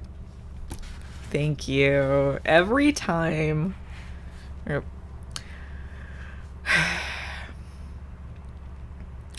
Silly moppet, foolish wench, creatures of abominable stench, you crosseth mine gold path today, so welcome to your dear doomsday. The punishment deserved you will. Creamy stomped her foot again, interrupting the Belladonna song. The one time I agree with Creamy. Will you stop that ridiculous singing?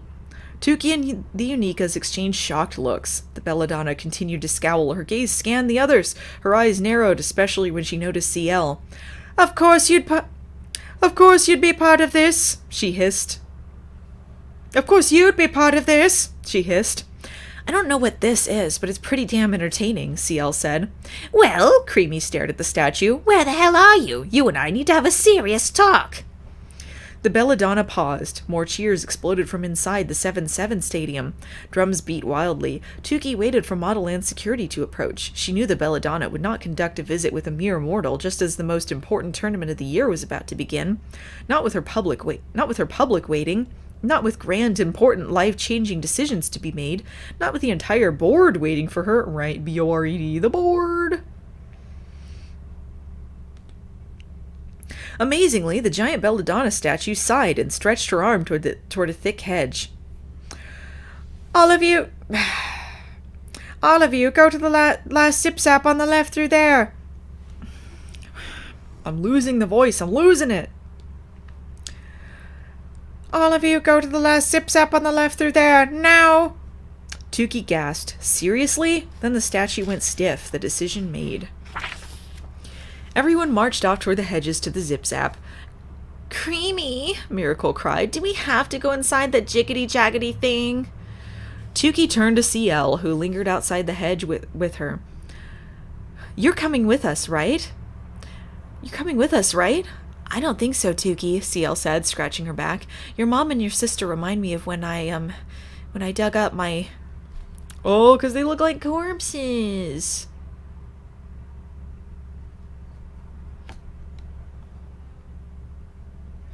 Then Tukey heard a horn blare behind her. When she turned, she saw a familiar face with wonderment at the brand new stadium. His hair slicked back, his formal testosterone uniform tightly fitted to his body, and a little bruise over his left eye, perhaps from where someone smacked him hard during Man Attack. Bravo. He's turned to look so handsome, and he goes, my job here's done. But you haven't done anything. Tuxedo Bravo! He turned as if sensing Tukey watching. When he saw her, his expression was one of utter confusion. The last he knew, she had said she was leaving Modelland. Everything Bravo had told Tukey just before they fought in Man Attack flooded her brain like a disease. I made a bet. The weird-looking ones, they're the ultimate challenge. She let out a sniff. But as she was about to turn away, she noticed the look on his face, as if he didn't want her to break eye contact. And then he licked his thumb and pantomimed, wiping Tukey's eyebrows. Stop with this nonsense! It's gross. Tukey's mouth fell open. How dare he do that, of all things? She made up her mind that she would never forgive him. Ever! You did the eyebrow thing! I will never forgive you! Never! I was rooting for you! We were all rooting for you, Bravo! You might as well be dead to me, Bravo! We're waiting, Creamy said from inside the hedge. CL backed away. I'm sorry, Tukey. You're on your own with this one. I'm so sorry, but I'm feeling the urge to go find a read. Do it for me, guys. Oh, I can't do this for you. But Tukey looked at CL pleadingly. This was all too much. Her mother's return, miracle, the stress of Bravo. The stress of Bravo. Please, CL, I can't do this alone, and I don't want you to be alone right now. CL wavered for a minute, then nodded. Tukey walked into the clearing and approached the zip-zap on the end. She glanced over her shoulder and then ducked inside. Creamy followed. In seconds, they had all slid through the long tube and emerged at the end of a dim corridor. Piper inhaled. Blood oranges. At least something smells fresh, Dylan said, eyeing Creamy and Miracle. And then they heard them, the calming, soothing undulations of the unseen voices chanting ooh and ah. Tukey glanced at her friends. The belladonna had ordered them to the ooh-ah? Well, probably to clean up. Dum-dum. Guess Madame Belladonna needed her butt waxed before her big 7-7 speech, CL said, smirking. They walked into the spa lobby. It was much more humid than when Tukey had been there. Purplish light spilled into the hall. The check-in desk was unoccupied, and a serene tableau was reflected on the walls. A cobblestone street, church towers, a burgeoning butcher shop, a cobbler's shop, and a spinning windmill surrounded them. The sound of church bells reverberated so loudly that Tukey felt they were suddenly trapped in a belfry. Quaint, Piper murmured, looking around. It's like village in Labrian fairy tale, Shiraz whispered. She reached out to touch a jolly white-bearded man with droplets of sweat on his brow, but her fingers slipped through his transparent image. There was no one else in the room. Jolly white-bearded man. Santa was there. Belladonna? Creamy called out. Where are you? This place has you written all over it. It does? Tukey whispered. CL caught her eye and shrugged. Belladonna! Creamy roared again. I swear to God, woman, if you don't answer me, I'll... In here! A voice boomed, and everyone jumped. A gauzy curtain materialized in the corner. Persimmon stepped through it, her hands clasped at her waist. As soon as Creamy saw her, she let out a gasp. Good Lord, what is that? She's naked and has black eye whiteys, Creamy. What? Oh, 'cause the mannequin. She's naked and has black eye whiteys, Creamy, Miracle said fearfully. I don't know. Tukey nudged her. That's Persimmon, a mannequin, Miracle. Have some respect. More like persecution, Creamy muttered. Persimmon flinched slightly. I don't see this going well for them, to be honest. Then Persimmon gestured to the curtain. I will lead you to see the belladonna now, but let me run down the rules first. No touching of the belladonna. No getting too close. No incessant breathing in her presence. Piper nudged Tukey. We're going to actually see the belladonna. Like, all up in the flesh and everything? Dylan said, her eyes wide as saucers. Persimmon listed the last of the rules. Only speak when spoken to. If in doubt, remain silent. Oh, please! Creamy exploded, pushing past Persimmon and bursting through the curtain. Everyone followed her inside. Tuki held her breath, unsure of what they were about to see, but it was just an empty room. The walls were blank. There were no cushy chairs, no cashmere walls, no treatment beds. The only thing in the room was a large slate-gray statue of the belladonna in the corner. All of a sudden, as Creamy moved closer, a giant jagged crack appeared on the statue's shoulder. The crack widened, snaking all the way to the belladonna's belly button. The rocky exterior rumbled as if stricken by a tiny self-contained earthquake. An enormous chunk of the shoulder and torso broke off and smashed into 100 pieces in the ground. Everyone jumped back. Miracle shrieked. Tuki clapped her hand over her mouth.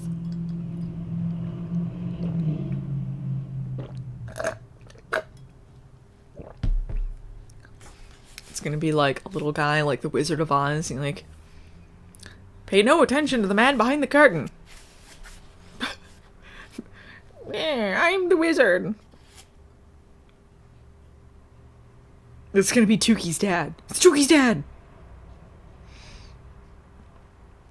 Oh, you broke it, Dylan murmured under her breath to Creamy. as we say at the Boo Big Teak Nation. You boo break it, you boo buy it, baby.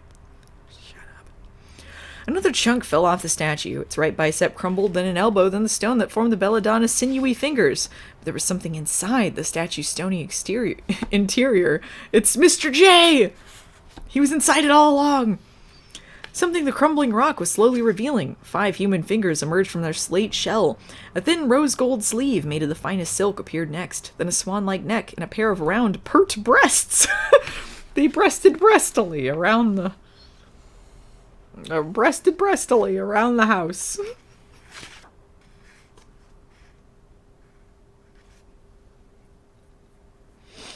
Flesh, bone, a person was under there. But then the person began to move. The fingers on the right hand twitched. The chest heaved in and out. Its feet, which were clad in sharp 7-inch high stilettos, tapped. Everyone, even Creamy, stared as more and more pieces from the sculpture tumbled to the ground. Finally, the entire statue had chipped away except for one large piece of stone over the face. How dare... a muffled voice said from behind the stone. I don't look stupid, right? You tell me if I'd look stupid. Hey guys, it's me, the belladonna. Oh, did Ash wander in? Ash! Ashy poo! You ready for this? Everyone loves you. Look at that. Hey everyone, check this out. Check this out. It's a cat. No, you don't want this at all. Yeah, you just got done eating. You just want to relax. And I'm sitting here squishing and kissing you. Yeah. I love you. Okay. Had to snag my sweater before you. Thanks a lot. Now I got a stupid looking snag on it. Hang on, guys. This is important. I don't want to look stupid when I'm doing Modelland. I'll get it. This is awkward, but I'll get it. Here we go. I fixed it, Ash. Love you still. Yeah, it's not your fault. You got claws. Okay. Let's continue. We're gonna meet the belladonna, and I'll see if I can get the voice back. I feel like I forgot how to do it. How dare! A muffled voice said. Oh, how dare! A muffled voice said from behind the stone. Tuki glanced at the others. It was definitely the belladonna's voice. They were actually going to see her in the flesh. You demand to see? The belladonna went on. Tuki, her friends Miracle, and even Creamy took one step backward, holding their breath. This is it, Tuki thought. Here it comes. Me! The belladonna boomed. The belladonna's stone mask fell to the floor and shattered. Another super chat from Hex the Bookworm for Ash treats. Thank you. I'm sure Ash appreciates it.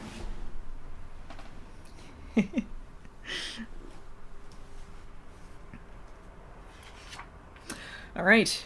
We're on chapter 42. Les trois copines. Oh my god. I'm so sorry. Les trois. Le Trois Copines. I don't know. I'm saying it all stupid. I'm so sorry if anyone who knows French is ever watching this. Is all just horror. It's Theophilus? Yeah. What guesses do we have that who is in there? It's probably no one we know, right? It would be better if there was some twist, but it's probably just some rando. Wingtip? That'd be so fucking hilarious if it was Wingtip. Ooh, all the Unicas said it once. Boo! The belladonna answered like a seductive ghost. Boo! Like a seductive Boo! Boo! I'm a seductive ghost! Boo! Creamy's evil twin, Vince McMahon. It was me, Tukey! It was me all along, Tukey! Yeah, it'd be the best twist, right? Santa. I like Santa too. It's random, but it's good. Ho ho ho, hoes! Seductive ghost! Boo! A humor of sense she has, murmured Shiraz. I'm so tired of Shiraz's stupid, broken English. It's not how people speak when they can't speak English. I'm not trying to make fun of people who can't speak English that well. It's just the way it's worded is stupid, like she's Yoda. A heavenly glow emanated from the belladonna, as though she was not a human but a goddess. Her hair was wild and black and fell past her waist. Her skin was olive, her cheekbones high, her lips defined, and her eyes, the darkest coal-black irises Tukey had ever seen. She's Frosty, the snowman. The expression on her face was one of utter poise, but also extreme annoyance. She was beyond striking, possessing a divine, otherworldly type of beauty. Shiraz dropped to her knees, and the rest of the girls followed. Supernatural! Piper blurted out reverently. Dang, am I seeing things? Did her dress just up and change up on me? Dylan whispered. The belladonna's dress had quickly morphed from metallic rose gold ruffles to a kaleidoscopic snakeskin frock with thousands of pleats. The shape-shifting dress finally settled into a dramatic black floor-length gown with sharp spikes around the high-necked collar. Every so often, the spikes writhed and twisted alive. Oh, remember she wanted this to be a movie. CL whispered, "She's a fashion dictator. Her clothes shift and the world's fashion trends follow. I'll bet my CL face money." My CL face money? Her face is on money. She's like, "I'll bet my CL face money." That's what George Washington would have said, you know. "I bet my Washington face money. My George face money." "That tomorrow's spike dresses will be all the friggin' rage." "Shh," Persimmon hissed, giving CL a swift kick to the side with her pointy-toed boot. Speak only when spoken to, and if you have anything worthwhile to say, if you don't have anything worthwhile to say nothing. The belladonna stared, or actually squinted. I believe smized is the word, at Creamy, almost as if she couldn't quite see her very well at first. Then her forehead crinkled in a scowl. "This is not happening. This creature has not invaded my chambers on such an important day." Another super chat from Cameron Stone. "Here's some of my face money." Thank you. Odo clothes, yeah. Is the badge part of him or what? Because it works. Just doesn't make any sense.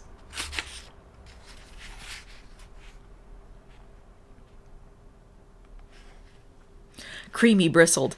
I'm not afraid of you, rock wench. I'm not afraid. "You know," CL murmured to Tukey, "I kind of like that mother of yours. She speaks my language." "You can have her," Tukey murmured. "You can have her!" Her heart was pounding wildly. What was the belladonna going to do to Creamy? She'd overheard what the belladonna did to CL, and was sure that the rock wench was capable of worse. "Creamy, maybe we should go," she whispered to her mother. A bemused smile crept onto the belladonna's face. "Creamy, what's with this creamy nonsense? Is that what you're making your children call you? If I am seeing you what I think I am, you are far from creamy. Clumpy is more like it, or craggy." She called her clumpy. This is the ultimate insult. She'll never recover from that one. I can see why people live in fear. At least my soul isn't rotten, Creamy shot back. "I don't know about that one, Creamy. You can't claim that." Then she turned to the group. Listen up, everybody. There's a rumor going around that the Belladonna's soul is as filthy as a truck stop urinal. Word has it that she traded it away. Oh my god, did she sell it to the devil? Is there rumor? Is this like a literal thing? I don't know if she's going to be hurt if you say her soul's rotten. I don't know if that's really going to do... Is this all you got, Creamy? Because I don't... This was not a good plan. No, I can't say I had any idea. CL moved closer to Creamy, intrigued and amused. And how did she sell her soul, if I may ask? Creamy's eyes gleamed. Well, she... Silence! The Belladonna roared. I'm supposed to be changing lives right now, making the grand decisions to keep the world as we know it running smoothly. Then she snapped her fingers and stared at the bare walls. Environment! Stadium! With a whoosh, the majestic grandstands of the stadium appeared on the walls. The Belladonna walked up to them until she was about an inch away, taking in the scene. The stage was a half-moon of pure gold, and the various challenges for the obstacle course were set up and waiting. The 7-7 upper-class Bellas stood in a nervous huddle in the wings, many of them holding hands and chanting calming prayers. The board filed in and sat on the tic-tac-toe risers Tukey had seen in the M building. On the middle square, the Belladonna's seat remained empty. The board glanced at it with alarm, perhaps worried that she hadn't yet appeared. Gennaro eyed the middle seat as if he wanted to be in it. The brand new sparkling seats were filled to capacity with staff, bestosteros, and villains. And civilians, sorry. Well, maybe there's some villains in there. Hovering above were special skyboxes for every living Intoxibella. Tukey spotted Katucha from last year's ceremony waving to the crowd. Sindisi had Bestosteros waiting on her hand and foot. Dalma, one of the most amazing catwalkers of all time, walked in place regally for the crowd. Then Tukey noticed a skinny Intoxibella popping pills and offering some to the Intoxibella to her left. Why isn't she a cat, huh? I thought that's what happened when you sell pills, you become a cat. She looked like she hadn't slept for weeks. Is that Fiona from Catwalk Corridor? She wondered. It what? Oh, I see. She's a former cat. My bad. I feel like a real idiot now. She must have gotten out for good behavior, but it appeared she'd be sent back soon. Maybe turning into a cat isn't really an effective form of rehab. The Modelland Bellas filled the floor section of the stadium. Zarpessa and Chase lounged in the back rows, whispering, and Kamalani bopped her head from side to side, listening to her headbanger. Filing in through the side entrances of the stadium were dozens of acrobats and exotic jungle cats, lending a circus-like atmosphere, and then someone's gonna bow into a sword. Oh, a big super chat from Cassera Leek. It's a dogue in a samurai outfit saying, "You're amazing with sparklers." Oh, thank you. That's so nice. Thank you so much.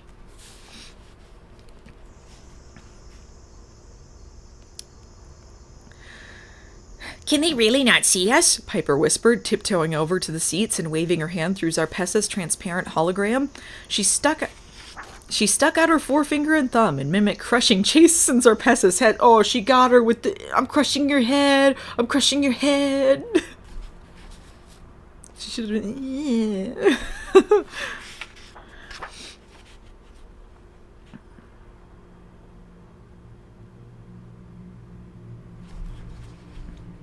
Take that. Take that, bitches. Who's translucent now? Oh, wait, sorry. And in an uncharacteristic way. She said, I don't think this is uncharacteristic. Take that, bitches. Who's translucent now? Dylan sidled up next to Piper, lifted her train, and pulled aside her leotard, baring her butt. Oh, she did no mooning. Is this the time for this? You're in front of the Belladonna, and then, like, you think, like, someone probably is gonna get killed, and you're, like, scared that something's gonna happen.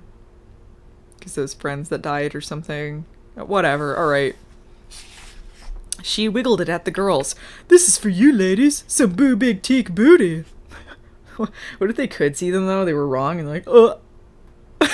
Oh, boy. Behave, Persimmon hissed, pulling both girls away. You are in the presence of the Belladonna. But the Belladonna was unaware of the Unica Bella hijinks. Her eyes were darting back and forth from the stadium to Creamy. Creamy tucked Bellissima under her arm, marched over, and yanked Tukey's hand. Look, Belladonna, since you have to greet your adoring public, I'll make this short and sweet. She, Creamy jabbed a finger at Tukey, doesn't belong here. My miracle does. What? Shiraz blurted out from the sidelines. Tukey do too belong here. Silence! Persimmon snapped, kicking Shiraz. The go-to thing for Persimmon to do. The belladonna launched herself forward and groped Tuki's other arm. She missed, but then she grabbed hold. Excuse me, no mistakes were made on the day of discovery. Tuki glanced nervously at CL, knowing the truth, but CL just shook her head and made a zip-it motion across her lips. You lying stone-faced woman! Creamy gripped Tuki's wrist hard and pulled. It felt like a rope burn. I know why you did this. You're still bitter after all these years. You're still holding a ridiculous grudge. With another tug, Tuki went stumbling back to the belladonna. Who's... Oh. You're right. My heart has never healed and never will, she said cryptically. But revenge is so sweet. By bringing Tuki here instead of Miracle made you catch the pilgrim plague, and that tastes so good to me. But yuck, you survived the journey. Over some petty bitch fight between the belladonna and Creamy, and then... Aww. She only got in as an uggo for revenge. Aww. I don't care. Creamy pulled Tuki back so hard, Tuki felt like her insides were going to split open. Suddenly, Creamy's gaze landed on Miracle, who was watching the 7-7 Stadium pre-show dance number with amazement. Her toes tapped to the music. Her arms wiggled and her head bobbed. Dust and soot flew off her body like she was a rug that had just been shaken out. Miracle! Creamy shrieked and slapped Miracle across the face. Owie, Creamy. Then stop that damn devil dancing. This is our life, devil dancing. Our chance, and I refuse to let you just prance it away. Miracle fought hard not to cry. Her cheek bore an exact imprint of her mother's hand and ring on it. Psh! But it looks funner out there than it is in here with you. A vessel in Creamy's forehead bulged. I trekked up this damn mountain and almost died for you. Do you even know what that was like? Miracle stared slack-jawed at her mother. Of course I know what it was like, Creamy, she said in a voice that sounded lucent, almost intelligent. I was there. And then, before anyone could stop her, she ran out of the room. I was there! Miracle! Creamy screamed. Come back here now! But Miracle was gone. Creamy clamped her mouth shut, looking flustered and bewildered. Clearly, this wasn't part of the plan. Well, at least she'll be in the stadium, surrounded by other Bellas, where she belongs. She whipped around and transferred all her aggression to the 5 fingers that still held tightly to Tuki's arm, squeezing so hard that Tuki let out a small, pained eep! Eep! Eep, eep, eep, eep, eep! Eep! Now make it official, she said to the belladonna. or else. Or else what? Or else I'll tell them. Creamy's eyes glimmered darkly. I feel like there's going to be some really fucking dumb twist to this that may or may not be offensive. What are you two talking about? Tuki cried, caught between them. Tell us what? What are you both hiding? The belladonna snickered. I have no idea what your mother is talking about, Tuki, but there are 2 things I do know. Uno, your mother is evil. Y dos, she doesn't really care about you. All she really cares about is herself, and maybe that bizarre baby doll she's carrying around. That shows how blind you really are, Creamy snapped. Bellissima is beautiful, not bizarre. Then she moved her face close to Tuki's and put her cruddy hand on Tuki's cheek. If they don't care about killing people, why don't they just do it, though? Why doesn't the belladonna, the largest of the Modelland citizens, simply eat the others? It was sweet and terrifying at the same time. As for what I've never told you, Tuki, it's all in the past, dear, the ancient past. And you know how ancient isn't my thing. Plus, it doesn't concern you. Of course it concerns me. Tuki wriggled her arms. I'm caught in the middle. Yeah, crazy mama, let go her, Shiraz yelled. Both women stared only at one another. Tuki gazed with disbelief at her mother, nearly unrecognizable with the soot all over her wrinkled face, her normally pristine clothes in tatters, and her hair a filthy rat's nest atop her head. All at once, Tuki realized how little she knew about Creamy, how her own mother was one big mystery to her, except for the clear disdain she had for Tuki. To Creamy, Tuki was a waste of time, dead weight. That was why Creamy was fine with sending her away to become a factory dependent. Tuki just didn't matter. She was in the way, and now she was in Miracle's way. Tuki's shock over finding out that the belladonna and Creamy knew one another was replaced with rage. Whatever had happened between them, she wanted to know about it. She deserved to know. It was time for the truth. She stole my boyfriend. What if she's like Tuki's real mom or something? Like she's not really hers also. She was never either. I don't know. As she stood there in front of her tormentors, Tuki caught sight of the long corridor of the ooh-ah. A plan began to form in her mind. Give it to me, you blind bat. Creamy screamed, yanking on Tuki's arm, and at that Tuki moved a smidgen to the left in the direction of the hallway. She is property of Modelland now, the belladonna roared, using Tuki as her tug of war rope. Tuki shifted toward the hallway a little more. Back and forth they went until they were halfway down the hall. Finally, Tuki broke free and sprinted toward the flashback females. Tuki, where the hell are you going? Creamy squawked. Tuki skidded to a stop in the flashback room. The three females sat cross-legged on the floor, calm looks on their faces. They hardly seemed surprised as Creamy, the belladonna, Persimmon, CL, Miracle, and Unikas tumbled in after Tuki. There's too many damn characters. Too damn many! Milky, or whatever you call yourself, leave my premises right now, the belladonna roared. This is a sacred place, and I will not have your filthy mouse body, mind, and bizarre doll dirty it up any more than you already have. Tuki approached the female closest to her. I deserve to know what happened between these two, she said aloud. Can you show us? The female frowned. But it is not your flash... What did I do? I gave them stupid voice, right? Yeah, I think I know what voice. But it is not your flashback, Tuki. Only the one who is part of the flashback may access it and show others. Creamy stepped forward, her footsteps making dirty smudges on the gleaming Creamy stepped forward, her footsteps making dirty smudges on the gleaming white floor. Then I'd like to access it. We all can see. Don't you dare, the belladonna roared, reaching for her but missing. Exasperated, she groped toward the wall. Nars, I need you. Come now. There's an intruder in my ooh-ah. Behind them, in the projected image of the stadium, Gennaro flinched as though he'd heard the belladonna's message loud and clear. The crowd was getting restless. The board was on their feet, trying to calm everyone down and determine the cause of the delay. Where's the belladonna? Voices cried. She's never late like this. Gennaro promptly abandoned his post and vanished. Creamy moved toward the flashback circle. Well, show us, she commanded the females. The room started to dim and walls began to pulse. Don't listen to her, the belladonna screamed. She glared around at Tuki's friends and CL. All of you, you must leave with me now. Immediately, Tuki and her friends ran toward the door. The place was in chaos, but still they knew they couldn't disobey the belladonna. Shiraz made it out first, then Piper, then Dylan. Tuki was close behind, but tripped and fell. Oh, so the others won't find out but her. And then Creamy jumped into the circle, making more dust rise off her body in a thick black cloud. She's Pigpen! Instantly, the heavy metal doors slammed down, sealing Tuki and CL inside with the two deranged women and the flashback females. The sounds of the 7-7 festivities were instantly muffled. The room descended into darkness. An eerie reddish mist wafted through the air. No! The belladonna wailed, scratching at the heavy iron and concrete doors with her fingernails, trying to lift them. Persimmon, do something! Get these doors open! But Persimmon just shook her head helplessly.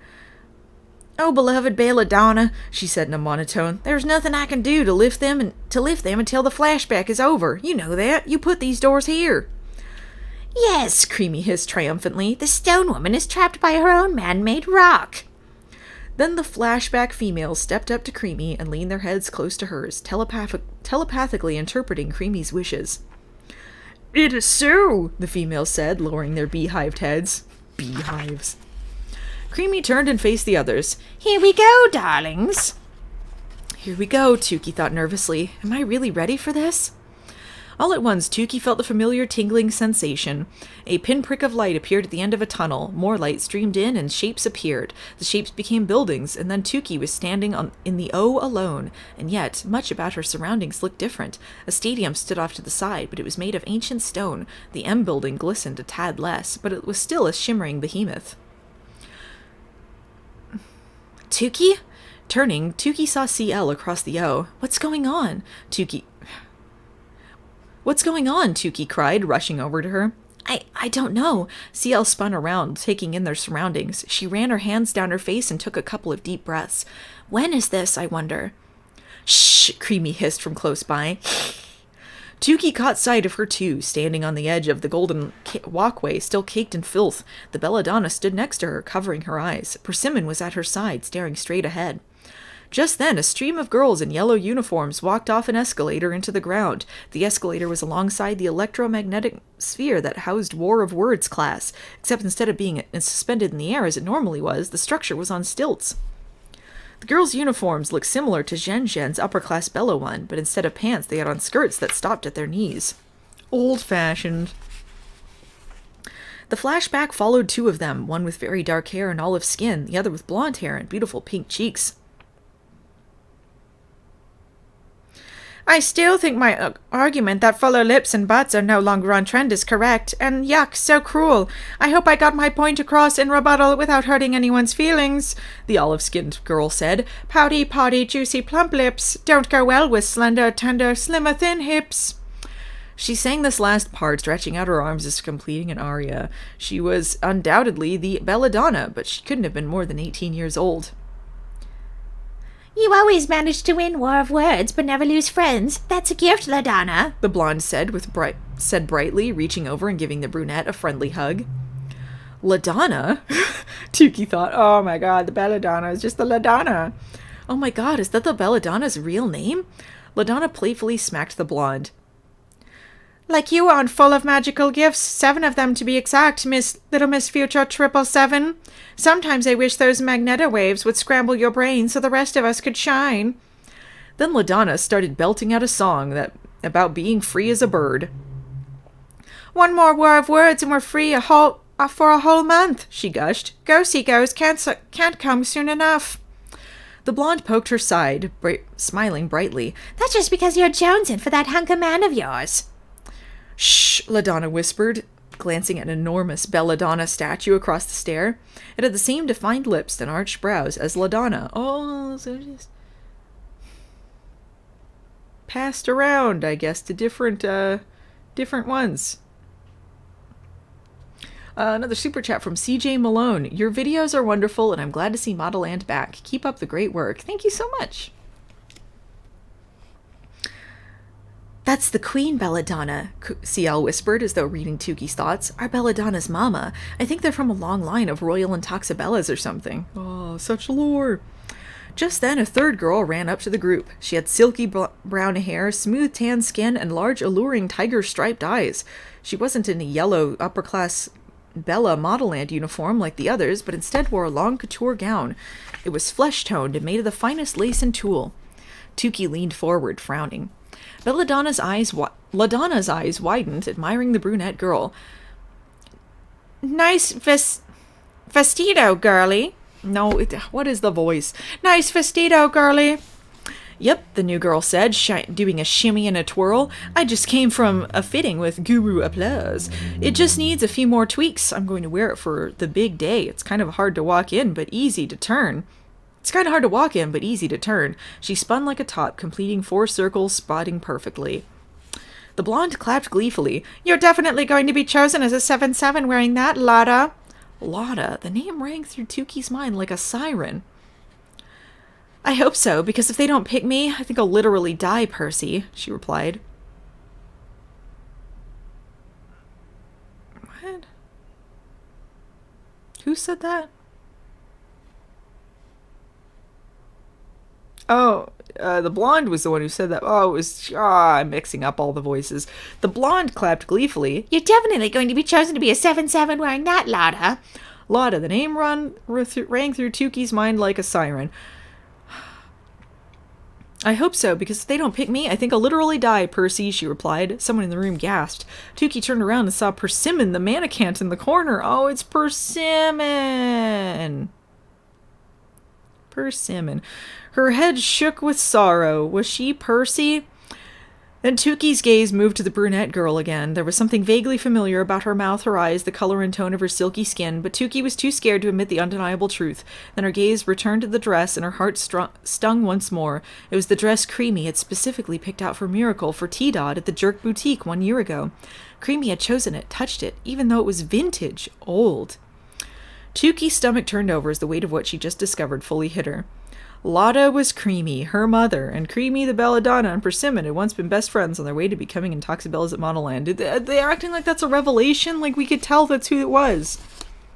That's stupid. Why is that? Why would they act like that's a revelation? Ridiculous.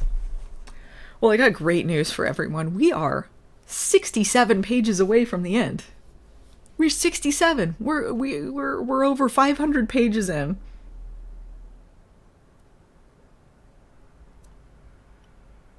Doing pretty darn good, guys. Pretty gosh darn good. So I think I'm gonna end it there, guys. But yeah, it's been a good time. Thanks everyone for coming. We're gonna do this same time tomorrow.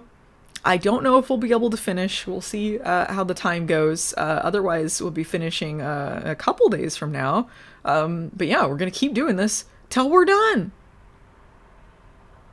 So thanks for everything, guys. Thank you for the super chats and for just hanging out. One last super chat from Cameron Stone. To be concluded. Thank you. All right. Well, I'll see you guys tomorrow. Hopefully. All right.